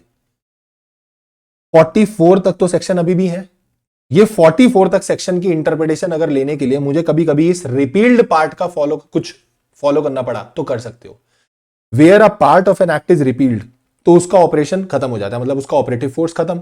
But such repealed part may still be taken into consideration for interpreting the unrepealed part, because जो अभी अनरिपील्ड पार्ट है, जो अभी बचा हुआ एक्ट है, उसके लिए वो रिपील्ड वाला पार्ट एक तरीके से हिस्ट्री का काम कर रहा है ना, कि पहले ऐसा होता था, तो वो भी आप फॉलो कर सकते हो। Last is dictionary definition. अगर आपको कभी भी, सेकंड लास्ट है वैसे तो, डिक्शनरी डेफिनेशन, अगर मान लो कोई वर्ड आपको नहीं समझ में आ रहा तो आप लॉ की लीगल डिक्शनरीज रेफर करो और उन डिक्शनरीज से क्या करो, मीनिंग निकालो कि इसका क्या मीनिंग होगा। ठीक है, तो dictionaries will also help you to find the interpretation. And कभी कभी ऐसा होगा कि एक वर्ड के कई सारे मीनिंग निकल के आ जाएंगे, तो आप वो वाला मीनिंग उठाओ ना जो ज्यादा बेटर कॉन्टेक्स्ट में फिट हो रहा है, वो वाला जो मीनिंग है वो पकड़ो। और टेक्निकल टर्म्स के लिए आपको टेक्निकल डिक्शनरीज को रेफर करना है। यूज ऑफ फॉरेन डिसीजन, अपने लॉज को इंटरप्रेट करने के लिए आप उन कंट्रीज के लॉज भी पकड़ सकते हो जिनका और आपका लीगल सिस्टम सिमिलर सा है। ठीक है, तो हम उनके फॉरेन डिसीजंस को भी रेफर कर सकते हैं। और आप कितने सारे केस देख लो, Balfour versus Balfour, Salomon versus Salomon, कितने केसेस हम क्या फॉरेन के रेफर नहीं करते हैं? तो वो फॉरेन केस लॉज हम रेफर करते हैं ताकि हम इंटरप्रिटेशन निकाल सकें। Foreign decision of country following the same legal system as like ours can be used for interpreting our own act. However prime importance किसको दो? इंडियन लॉ को। अगर इंडियन लॉ से ही आपको इंटरप्रिटेशन मिल जाती है तो फॉरेन डिसीजन गया भाड़ में, तो फॉरेन डिसीजन गया भाड़ में, वरना अदरवाइज आप उनसे क्या ले सकते हो? हेल्प ले सकते हो। नेक्स्ट आ रहा है, ये लास्ट में एक टॉपिक दे रखा है आपके चैप्टर में, rules of interpretation of deed. जब आप कोई डीड को इंटरप्रेट करते हो, sir what is deed, what is document, एक बार जरा ये भी बताई दो ना, लगे हाथ सुनना। जो डॉक्यूमेंट होता है ना, डॉक्यूमेंट की डेफिनेशन दो जगह डिफाइंड है, इंडियन एविडेंस एक्ट में और एक जनरल क्लॉज एक्ट में। बस फर्क इतना है, इंडियन एविडेंस एक्ट में मीन्स लिखा है, जनरल क्लॉज एक्ट में इंक्लूड्स लिखा है। तो जनरल क्लॉज एक्ट एक इंक्लूसिव डेफिनेशन लेके चल रहा है कि ये तो डॉक्यूमेंट होगा, यानी और भी कुछ हो सकता है। बट ये बोल रहा है इंडियन एविडेंस एक्ट के हिसाब से भैया यही डेफिनेशन है। अब डेफिनेशन है क्या सर, वो तो बताओ। तो बोल रहा है there must be some matter which is written, expressed और described upon any substance by means of letter, figures और marks which is intended to be used for the purpose of recording। अगर आप, और वैसे तो ये जनरल क्लॉज एक्ट वाले में भी मैंने सेम डेफिनेशन तुमको एक्सप्लेन की हुई है, यहां पर ही क्या बोल रहा है कि भैया कोई भी ऐसा मैटर है जो आप लिख कर, डिस्क्राइब कर कर किसी भी सब्सटेंस के ऊपर आप उसको क्या बोलते हैं, आप उसको रिकॉर्ड करना चाह रहे हो, तो हम बोलते हैं that is called a document. अब इसके अंदर 4 कंपोनेंट आते हैं। पहला मैटर, मैटर का मतलब वो चीज जो आप लिखना चाह रहे हो, anything, that could be anything. So the first element is the matter that any shows it is comprehensive. कुछ भी मैटर तुम लिखना चाहो वो मैटर लिख सकते हो, ठीक है। रिकॉर्ड मतलब, रिकॉर्ड मतलब जिस तरीके से आप उसको लिख रहे हो, you can write it by, like right कर सकते हो, ठीक है। आप उसको कैसे डिस्क्राइब कर रहे हो, it could be like, it could be voice also, it could be written words also. So this second element must be certain mutual और mechanical device employed on the substance. Substance मतलब क्या होता है, जिस चीज पर रिकॉर्डिंग हो रही है, जिस चीज पर रिकॉर्डिंग हो रही है, यानी रिकॉर्ड का मतलब क्या है, सेकंड एलिमेंट इज रिकॉर्ड, मतलब वो इस प्रकार से आप लिख रहे हो that it must be recorded. ऐसा नहीं होगा कि लिखने के बाद उड़ गया, मिट गया। It must be some like writing, कुछ ऐसा एक्सप्रेशन रहना चाहिए कि वो आगे तक रिकॉर्डेड रहे, कुछ सब्सटेंस पे होना चाहिए। It must be a paper, it must be a pen drive, पत्थर पे लिख रहे हो, कुछ सब्सटेंस होना चाहिए। और किस जरिए से लिख रहे हो, फोर्थ एलिमेंट इज वो जरिया, by which permanent form is acquired and those can be letter. कुछ अक्षर से लिख रहे हो, कुछ फिगर बना रहे हो, कुछ डायग्राम बना रहे हो, जिससे वो परमानेंट मीन्स ले ले। तो 4 एलिमेंट होते हैं एक डॉक्यूमेंट के, मैटर, रिकॉर्ड। मैटर मतलब जो माल लिखना है, जो मैटर लिखना है वो मैटर, ठीक है, उसको रिकॉर्ड कर रहे हो, that is second element. Third is जिस सब्सटेंस पे रिकॉर्ड कर रहे हो, और मींस मतलब जिस तरीके से, जिस जरिए के द्वारा रिकॉर्ड कर रहे हो, क्या यूज कर रहे हो, वर्ड्स, फिगर्स, डायग्राम्स, क्या यूज कर रहे हो। फिर नेक्स्ट आता है इंस्ट्रूमेंट। तो इंस्ट्रूमेंट बोलता है, इंस्ट्रूमेंट एक डॉक्यूमेंट ही होता है, बट इंस्ट्रूमेंट और डॉक्यूमेंट में फर्क क्या होता है। इंस्ट्रूमेंट एक ऐसा डॉक्यूमेंट होता है जिससे किसी के फेवर में राइट एंड ऑब्लिगेशंस क्रिएट हो रही हैं, लाइबिलिटीज या राइट क्रिएट हो रहे हैं। जैसे चेक जो है, it is a negotiable instrument.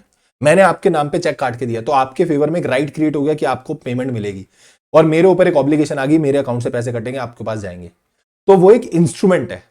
तो हम ऐसा बोल देते हैं, all instruments, all instruments are document, but all document are not instrument.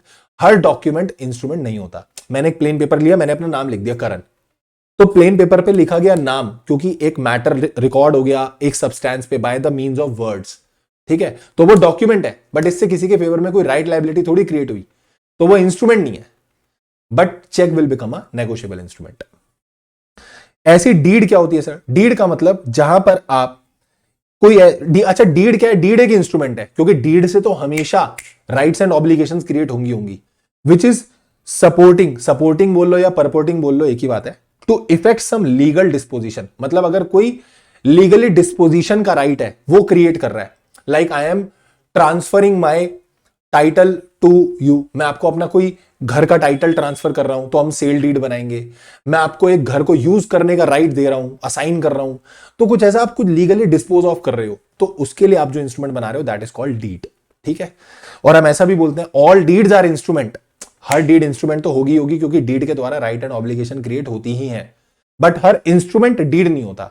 जैसे चेक है, तो cheque is not a deed ना, चेकिंग इंस्ट्रूमेंट है, बट चेक डीड तो नहीं है ना, कोई उसमें क्लॉजेस थोड़ी लिखे हुए, कुछ तुम ऐसा ट्रांसफर थोड़ी कर रहे हो अपना घर वर, क्या कोई राइट वाइट ऐसे थोड़ी कर रहे हो, ठीक है। तो ये 2-3 डेफिनेशन दे रखी है इस चैप्टर में, वो भी एक बार नजर मार लेना। मैं वापिस से उस लास्ट चैप्टर पे आता हूं कि ये टॉपिक क्या था सर। जब हम भी कोई डीड को इंटरप्रेट करते हैं तो हमको क्या क्या बातों का ध्यान रखना होता है। पहला, हमेशा एक रीजनेबल मैन की तरह सोचो कि अगर ये डीड को हम इंटरप्रेट करते, एक आम समझ का व्यक्ति अगर किसी के साथ कोई डीड बनाता तो वो कैसे इंटरप्रेट करता, क्या क्लॉज को वो समझता, वैसे तुम सोचो। दूसरा, डीड को एज अ होल पढ़ो। एक क्लॉज पढ़ लेने से तुमको डीड समझ में नहीं आएगी। Golden rule is to interpret like is to ascertain the intention of the party, read it as a whole and also consider the circumstances। वो circumstances सोचो जिनके अंतर्गत ये क्लॉजेस डाले गए थे डीड के अंदर। तीसरा, एक डीड को इंटरप्रेट करने के लिए क्या दूसरी डीड की टर्म्स एंड कंडीशन को समझोगे क्या। भाई मेरे और आपके बीच में डीड हुई, उसमें जो टर्म्स एंड कंडीशन लिखी गई हैं उसकी इंटरप्रिटेशन में किसी 2 अलग बंदों के डीड से कैसे उठा लूंगा। क्या पता उनके क्या सर्कमस्टांसिस रहे होंगे, उन्होंने अपने सर्कमस्टांसिस के हिसाब से डीड बनाई होगी, क्लॉज लिखे होंगे, तो ये बेवकूफी है। It is unadvisable to interpret the terms and conditions of one deed by referring to the terms of another deed. दूसरी डीड को रेफर करके अपनी डीड की इंटरप्रिटेशन मत करो, इसी के सर्कमस्टांसिस सोचो। एक डीड में जो वर्ड बार बार यूज हो रहा है तो हम बोलेंगे वो वर्ड का पूरे डॉक्यूमेंट में, पूरे डीड में सेम मीनिंग यूज होगा। आप अलग अलग मीनिंग लेके चलोगे, अनलेस अगर किसी सेक्शन में लिखा हो, मतलब डीड के किसी क्लॉज में, किसी पार्ट में ऐसा लिख दिया गया है, for this clause this means this only, तो फिर वहां पर वो मीनिंग लेना। अदरवाइज पूरे डीड में सेम मीनिंग लेके चलना, एक वर्ड का अलग अलग मीनिंग नहीं लेना। अगर मान लो डीड के दो क्लॉजेज में कोई कंफ्लिक्ट हो जाता है, सपोज एक डीड बनाई आपने, क्लॉज नंबर 1 यहां लिखा था, क्लॉज नंबर 2 यहां लिखा था, अब इसमें और इसमें कोई कंफ्लिक्ट हो गया, तो बोल रहा है भैया भैया भैया जो अर्लियर वाला था ना, जो पहले लिखा रहेगा वो प्रिवेल कर जाएगा, लेटर वाला इनवैलिड हो जाएगा। और अगर मान लो डीड के अंदर कोई दो पार्ट हैं, लेट्स से हम डीड बनाते ना, तो डीड के अंदर ना ऐसे दो पार्ट लिखे रहते हैं। क्या लिखे रहते हैं? दो पार्ट लिखे रहते हैं। लाइक पार्ट 1 ये बात करेगा कि हमारी पार्टनरशिप में मैनेजमेंट कौन संभालेगा, पार्ट 2 में सैलरी वैलरी की बात की हुई है। तो बोल रहे अगर मान लो ऐसा कोई पार्ट में कंफ्लिक्ट हो जाता है, दो part of the same deed are in the contradiction, अगर ऐसा हो जाता है, देर आर कॉन्ट्राडिक्टरी समथिंग, किसमें? दो पार्ट में, तो जो पहले वाला पार्ट होगा वो प्रिवेल कर जाएगा ओवर द लेटर वाला पार्ट। ठीक है, ये एक मेरे को लगता है कि अलग से इन्होंने क्वेश्चन दे रखा है, बट पेपर में आएगा तो बहुत सिंपल क्वेश्चन है कि rules of interpretation of deed लिखो, तो वो सब मत लिख के आ जाना, ये reasonable interpretation and all that. ठीक है, वहां तुमको ये रूल लिख के आने पड़ेंगे। Clear clear clear. And by this we have completed this beautiful chapter. I tried my best, अच्छे से तुमको समझाने की कोशिश की है। ठीक है, फिर भी कोई डाउट रहे तो तुम मेरे से पूछ सकते हो, बट मेरे को पूरी उम्मीद है कि एकदम अच्छे से क्लियरली तुमको सारे प्रोविजन समझ में आ गए होंगे। नोट्स अच्छे से बना लेना, ठीक है, सुंदर सुंदर प्यारे प्यारे नोट्स बना लेना, अच्छे से लिख लेना, और वीडियो को लाइक कर देना, कमेंट कर देना, शेयर कर देना सारे फ्रेंड्स के साथ। ठीक है, चलो, so this is all for today. Thank you so much. Done. Take care. Tata. Bye bye. Keep working very very hard as someone somewhere is waiting for success. Thank you so much. Tata. Bye bye.